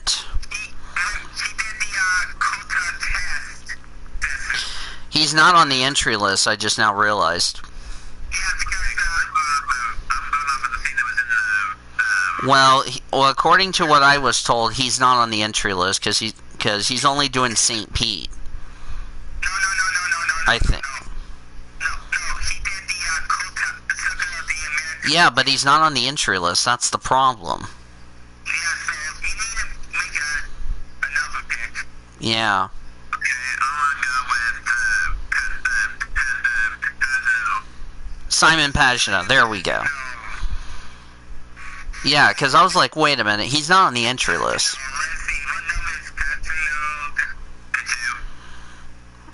Oh, you crazy shrimpers that beat up a Chinese girlfriend in... Yeah, last year's Indy 500 champ. And he's the other guy who caused some controversy in the iRacing. Yep. Alright, who's your dark horse? Who? Willpower? Alright, it's yours truly. I'll send Go For It's picks to you later, Orman. So, for me, I'm separating my picks except Dark Horse. Wait a second, where's my Formula... Barnes & Noble, where did Formula 3 go? There it is. I found it.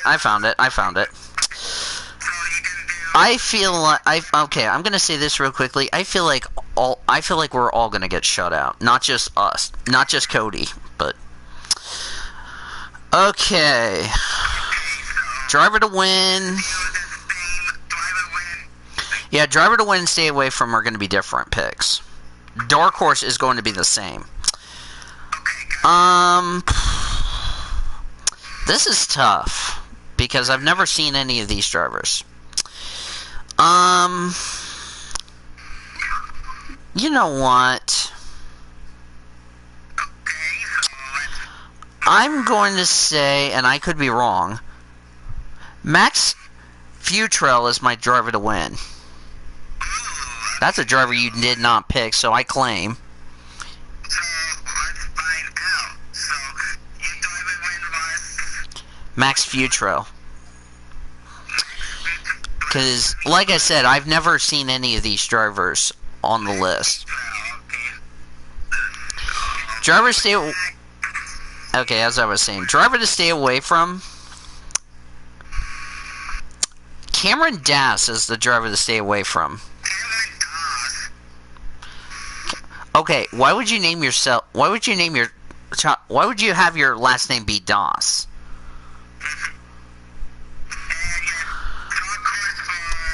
This is for both races. I gotta go with my female girl, Sophia Flores, as my dark horse. I'm taking my female girl. I'm taking my female girl. Not except if you jacked me. Well, here's why. Because she's used to these cars, if you know what I mean. Because of that. Because she's been on that long road to recovery. She's going to be the comeback driver of the year. Stay away from for race 2. I'm going to do my picks backwards for... Well, I'm doing my picks backwards because I picked her as a dark horse for both races. Well, actually, I'm going to do driver stay away from. I'm going to say Igor Fraga as the driver to stay away from.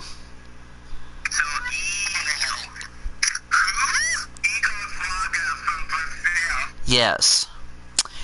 Driver to win, David Schumacher. Yes, I am not making this up, Orman. There is another Schumacher besides Mick. I think David Schumacher is the son of Ralph Schumacher, I believe. I believe the brother of Mick. Who knows? Yeah. I love Orman's reaction. There's another Schumacher? Yeah, no, duh, Sherlock. Michael Schumacher, Ralph Schumacher, Mick Schumacher, and now David Schumacher. Oh my gosh, this is, What's next? Michael Schumacher the second? oh my God. If that happens, oh good lord. I think that is an open racing family. Formula 2. Here's a sentence that you guys should have picked. Sean Galli is my driver to win for the feature race. Sean Galli. Monaco. Oh, he's from Indonesia? I didn't know he's from Indonesia.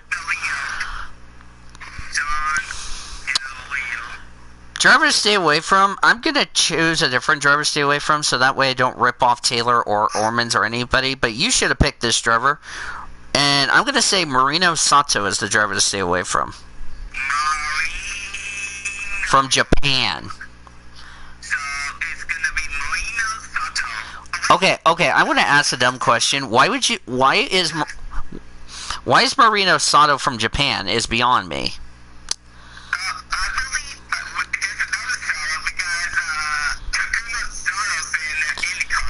Oh yeah, well there you go. But I've never heard of Marino Sato. That's it. For my dark horse, I'm gonna take Robert Schwartzman as the dark horse from Russia. Driver number 21. And I can't even get the freaking O. I can't even get the R. Are you kidding me? There we go. Schwartzman from Russia. Yeah. It's going to take me a while to get used to these picks. Okay, for sprint. Driver to win, I'm going to say... Driver to win, Luca Giotto is the driver to win. From Italy. Luca Giotto. Driver to stay away from. I have to say stay away from. Ooh, this is a toughie. You should have picked him. Luis Delatras is my driver to stay away from. Luis Delatras is the driver to stay away from. Like I said, I'm still trying to pronounce some of these names. Dark Horse.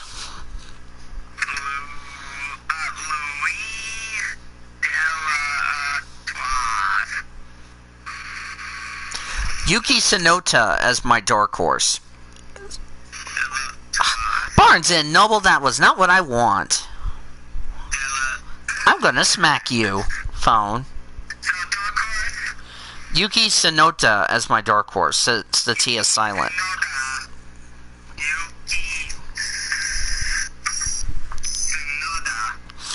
Alright, for F1, since now I know these drivers, driver to win, he's going to get redemption. Charles Leclerc is the driver to win. Driver to stay away from? I just really don't feel confident as far as, this driver and his ability at Austria.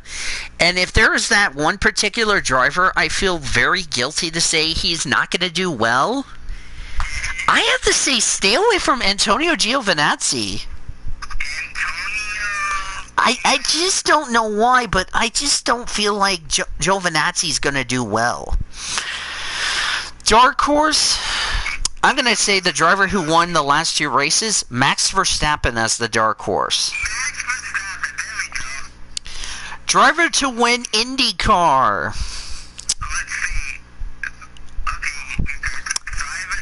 I'm going to go Scott Dixon as the driver to win. Driver to stay away from. In my opinion, I feel like this driver is going to probably be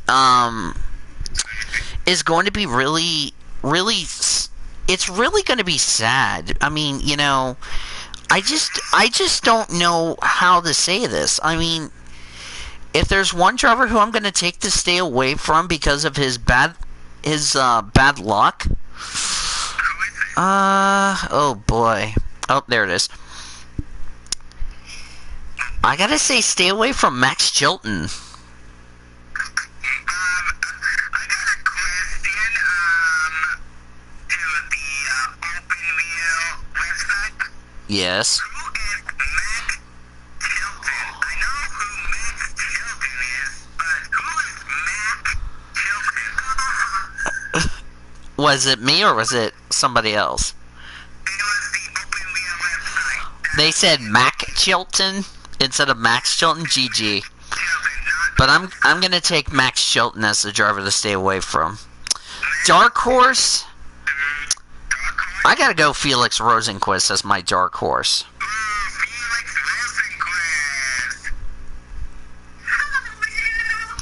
Alright. Guess what? Time to go over to the NASCAR picks. Back to Nathan Warman. This time for Xfinity for the Indianapolis. Back to Nathan Warman.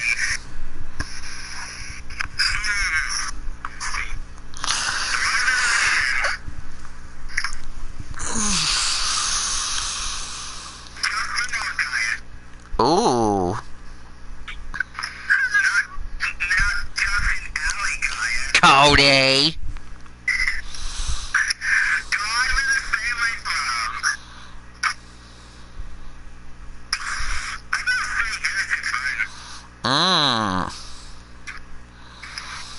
Dark horse.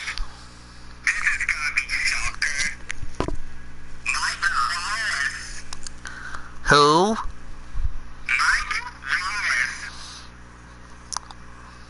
Wow. Yep. Cup on the oval.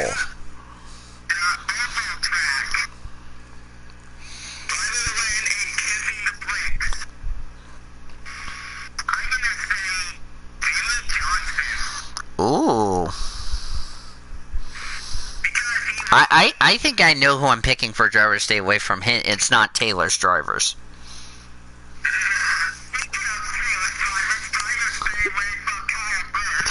I saw that one coming.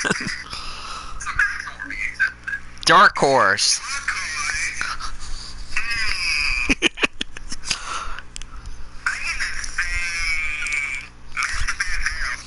Oh. Alright, back to Taylor for his picks for Xfinity.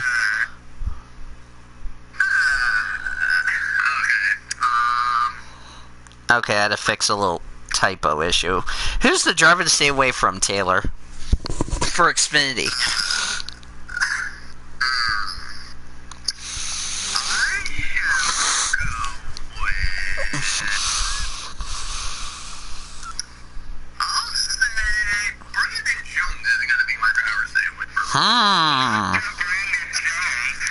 Kendall.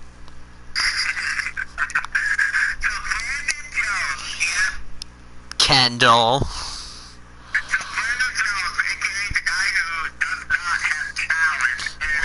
Nice, Darp Stapleton. Stapleton, I have a dumb question to ask you. What is the sentence, so is like for double file retards is stuff? I know the sentence, so is like for double file restarts is stuff, but so is like for double file retards is stuff? Not accepted if you eject me. That is so funny. Okay. Dark Horse, Taylor.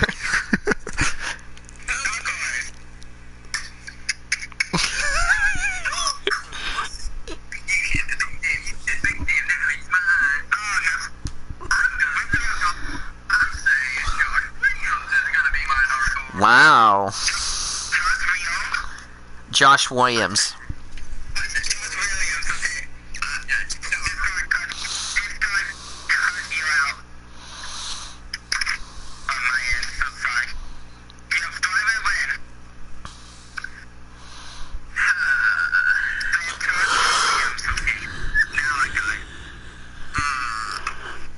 Excuse me.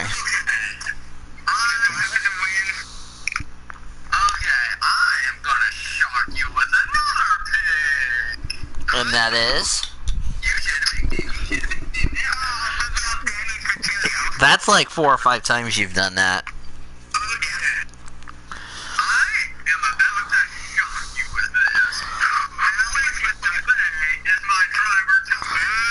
Wow.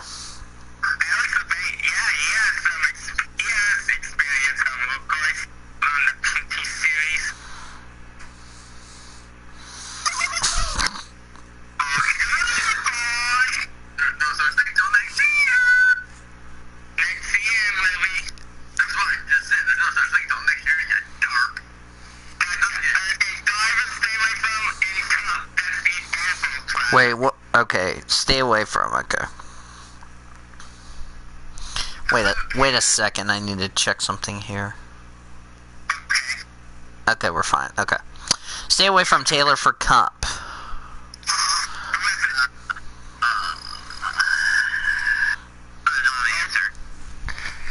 Let him think.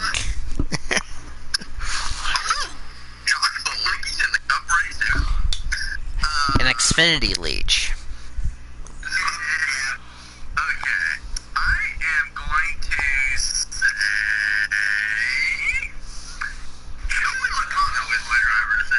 Yay! This will please Great Lakes.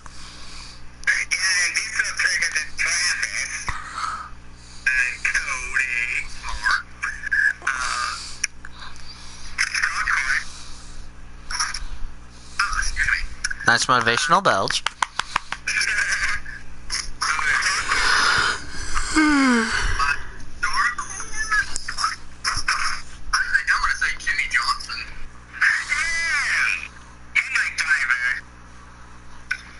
Driver to win.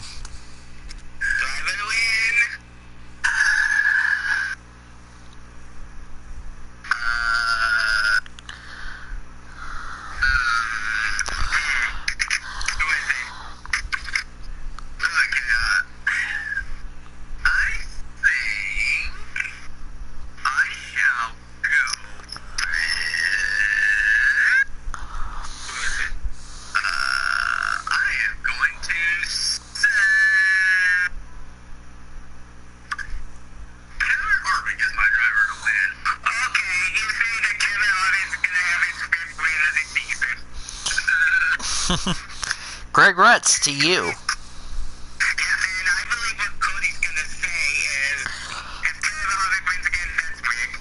It's Cody. It doesn't even matter, because Cody's rigged. And now, Greggy's pick. So Greggy is expanding on the road course. Wait. Before we get to Greg's pick, I have a dumb question for Cody.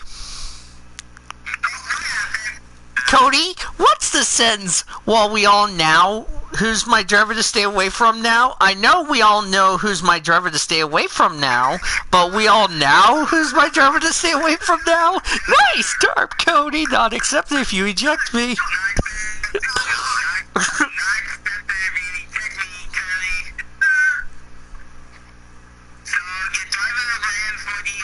Hold on, I'm going to ask him that question. Oh my God, Cody is a dummy grandpa now. Cody, I have to ask this dumb question. Hold on, Greg, before we get to your picks. Yes, it is.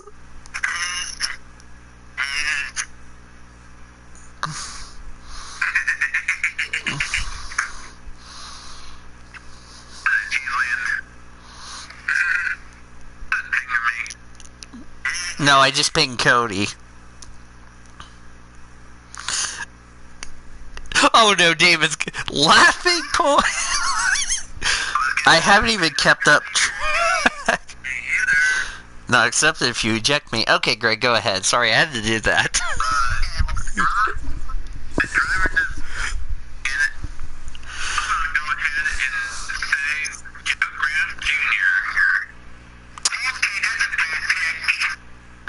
Yeah, hold on. I need to put that in the quotes chat in my server, and also put in Elijah's.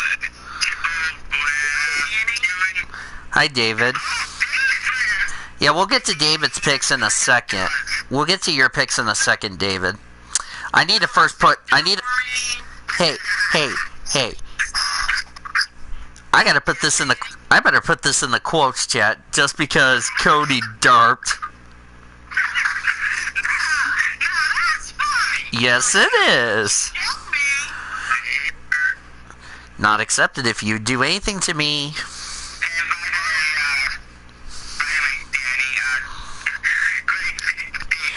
Watch Cody say Barnes and Noble, then I burst out laughing. I gotta put this in the quotes chat.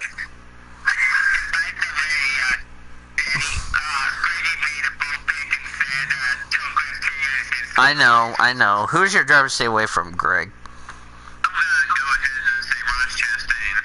Oh. Hang on, let me get there. Dark Horse. I'm gonna go with the Bills. Who? Oh my word. I'm gonna bet you that pick's gonna be absolutely wrong in the race. Yeah, and also the driver win. I think that's gonna be wrong. Yeah, watch it be wrong, and then I laugh my ass off. Laughing points, David. Okay. Before we get to Greg's Cup picks, I'll just go ahead and do this just to save me a headache. If I can find my points, I'll just say David's disqualified because he's probably already caught up. Okay. So disqualified. So that means Cody would be still in last place. Anyway, Cup picks. Go ahead, Greg. I'll get you in a minute, David, on what you were gonna say. Okay, go ahead, Greg.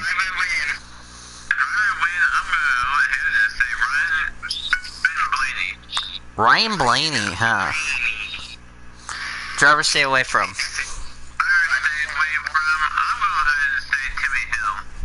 That's too easy. That's way too easy.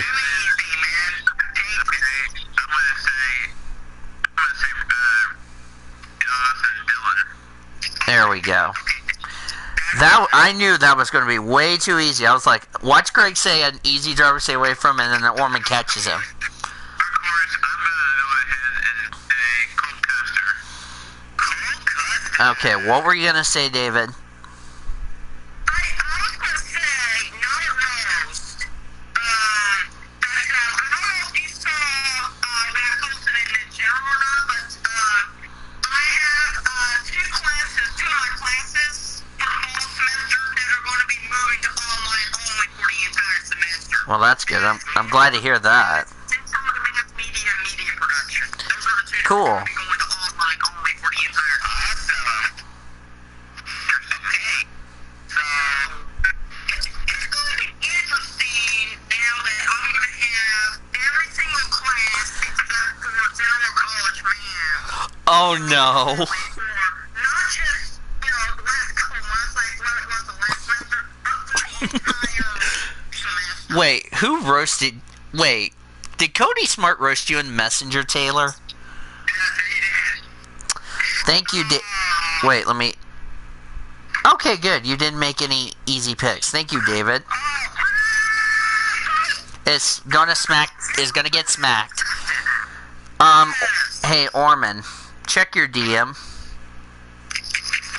Just to save you a headache. That's David's picks. For NASCAR, yes. Okay, before we get to my predictions,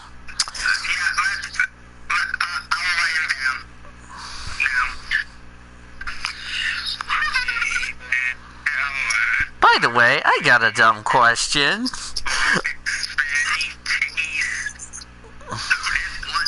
No, I'm asking Cody.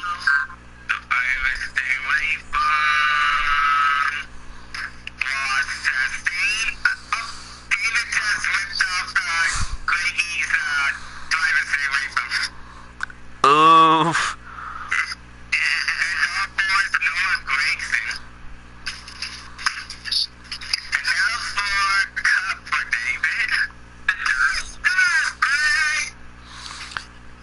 You know the best part is, David, I have that on the stream too.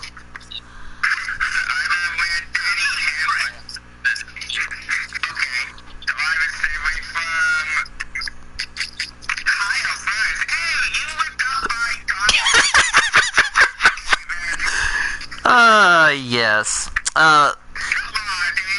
Yeah. So, Chase Briscoe driver to win, Ross Chastain stay away from, Noah Gragson dark horse, Denny Hamlin to win, Cup, Cowboy stay away from, Chase Elliott the dark horse for David Hiller. I'll write them down in a second. I'm gonna ask Orman this question when we get to Cody's picks. Cody Smart made these picks, and I don't know if Orman's going to accept the Xfinity one. Yeah. Aw, dang it. I got distracted by, what's his... That's Cody's picks. He picked Austin Cindric driver to win, JC Little driver to stay away from. I don't know if that counted or not. David accepted! David's gonna kill you. Cody just said, I'll blame this on David's wife.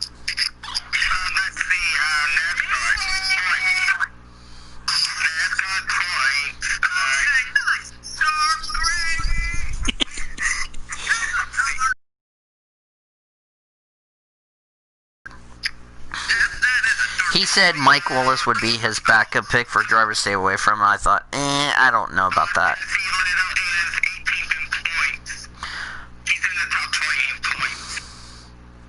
So Jesse Little is hard.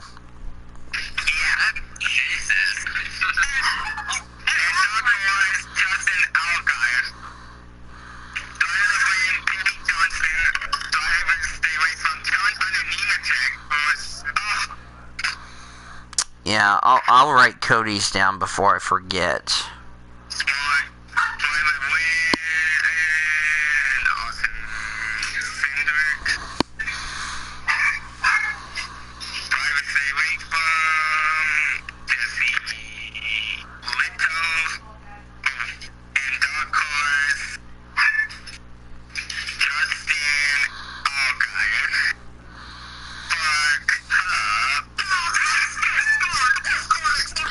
Well, he's 18th in points. Well, actually, technically he's 17th.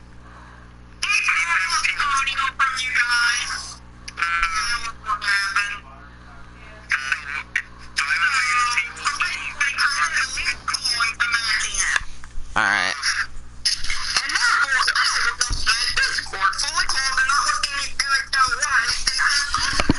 Alright.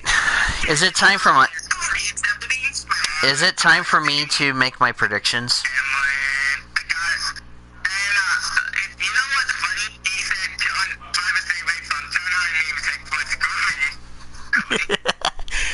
Watch John Hurt Nemechek screw him again.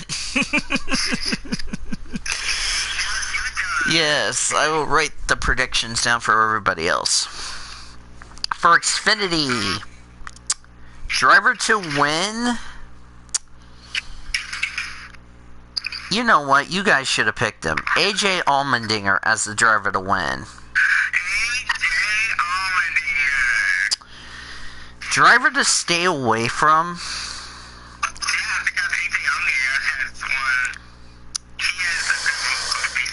Oh no, this is going to be pretty. I gotta say, stay away from Myatt Snyder.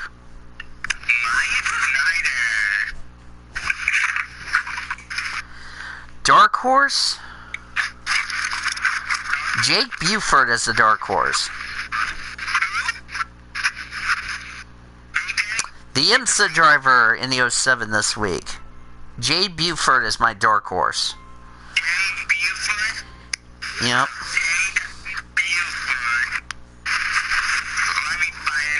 He's in the 07.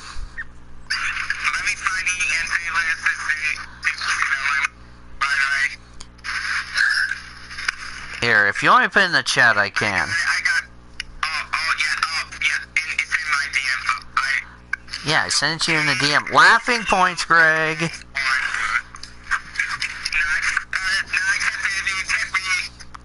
Not accepted if you eject me. Not accepted if you do anything bad to Taylor's drivers.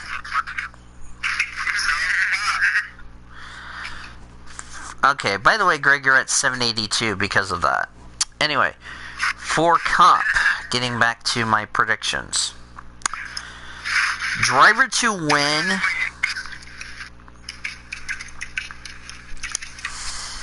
Oh no, this is going to be a tough one. Ooh.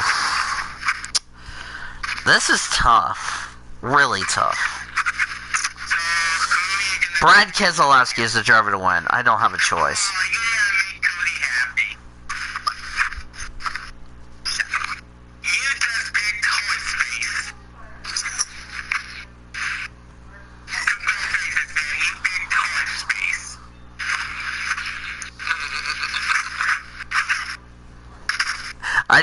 I just told Cody, by the way, you're welcome. I picked your...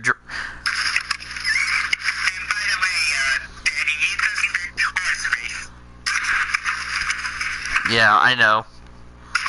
I didn't have a choice. Orman, okay? I didn't have a choice. Drivers stay away from... God, there's a lot of good contenders for drivers to stay away from. SM word, Greg, not accepted if you eject me.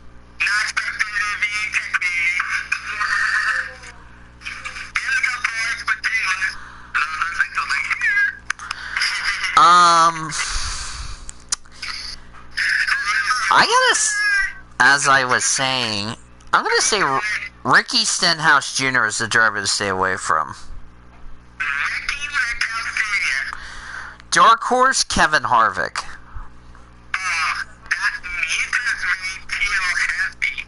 Well, I have to make everybody happy.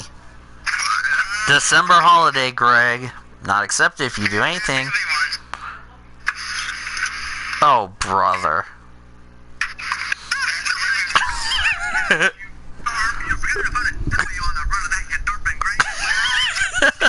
Alright, guys, what's your final thoughts? First off, Orman and Taylor, your final thoughts on this doubleheader show. Orman, I'll start with you. Well, these double headers, so, pretty amazing. Yeah. And also your final thoughts going into Indy this week, going in the race weekend coming up.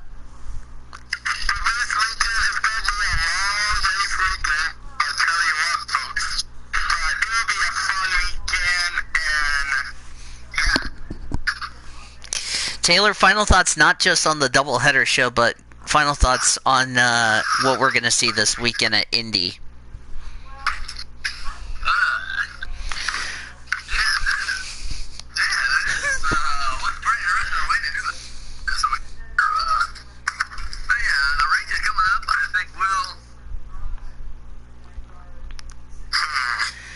Will what, Taylor? Taylor cut out.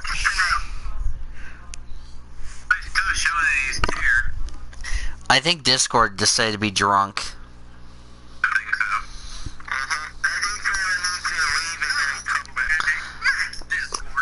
Okay, what were you saying, Taylor? Okay, continue.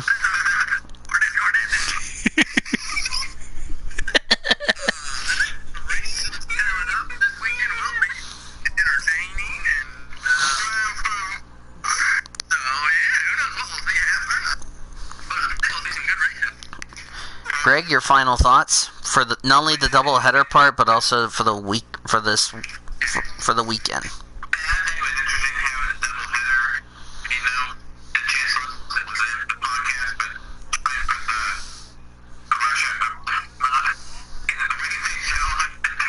Nice job, Greg. Not accepted if you do anything to me.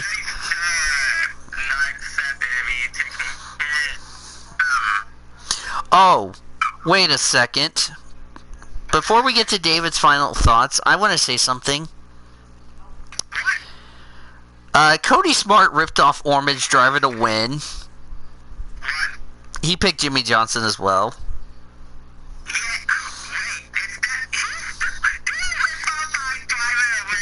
Yep.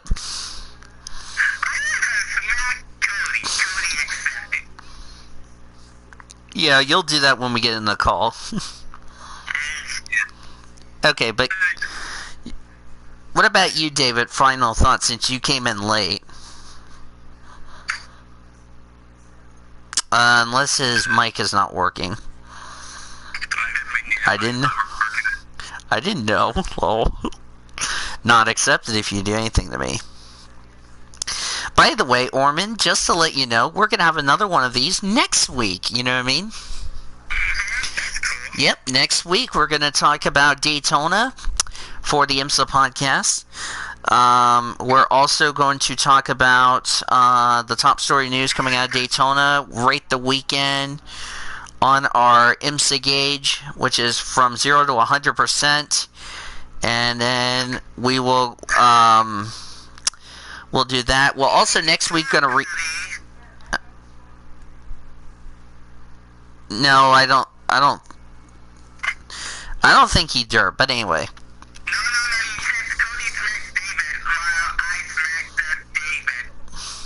No.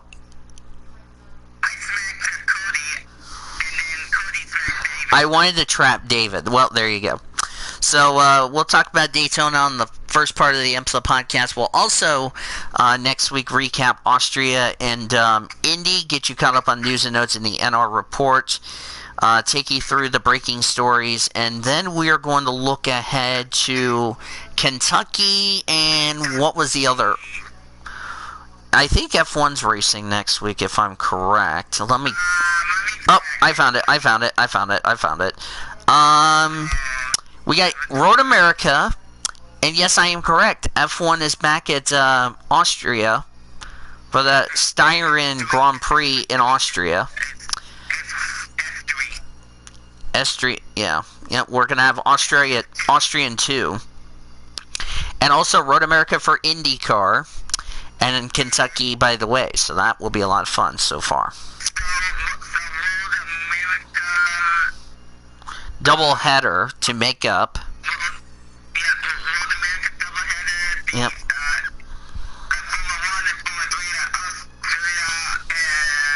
Formula 2 is also in Austria too, so that's going to be a lot of fun.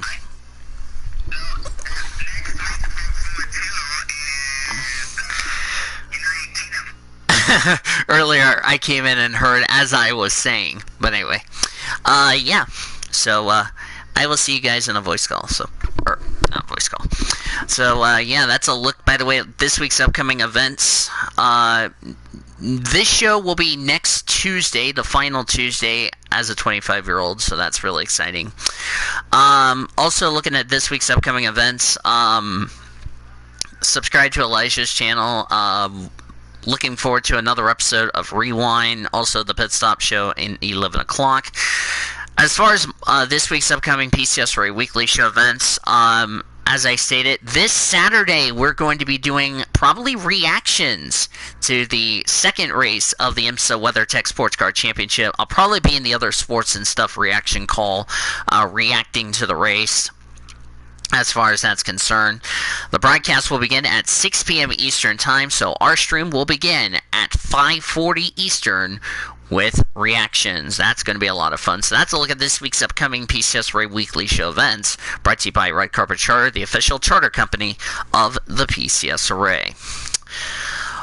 The Oklahoma Highway Safety Office is a proud partner of the PCSRA Weekly Show, and we remind all of our friends that together we can end DUI. Visit enduyok.com for more details. Want to thank our great crew today: Zachary Taylor, Nathan Orman, David Heller for joining me.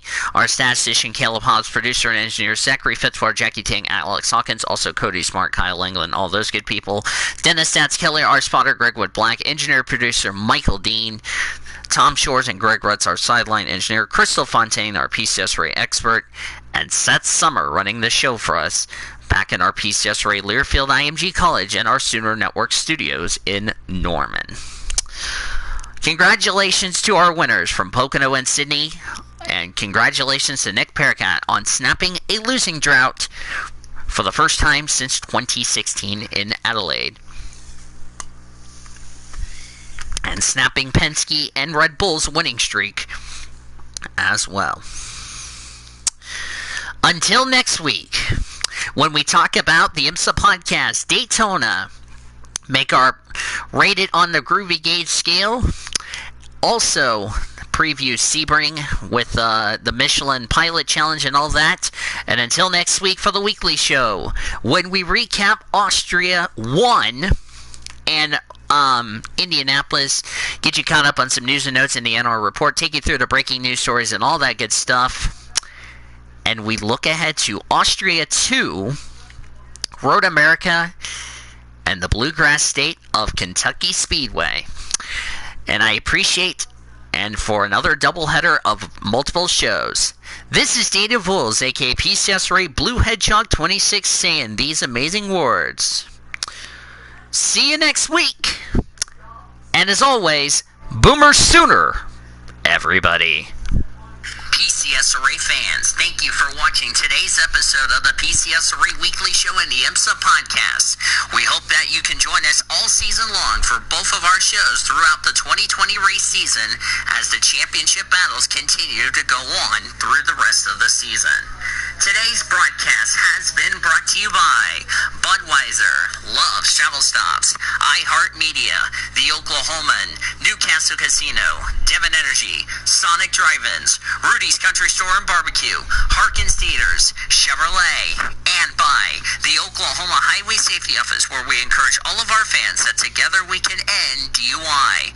Thanks for joining us for the IMSA podcast and the PCSRA Weekly Show. The preceding has been a Learfield IMG College presentation on the PCSRA Sports Network. Copyright 2020 by the National Association of Professional Racing Leagues, the International Motorsports Association, and the Pacific Coast Sports Racing Association, Incorporated.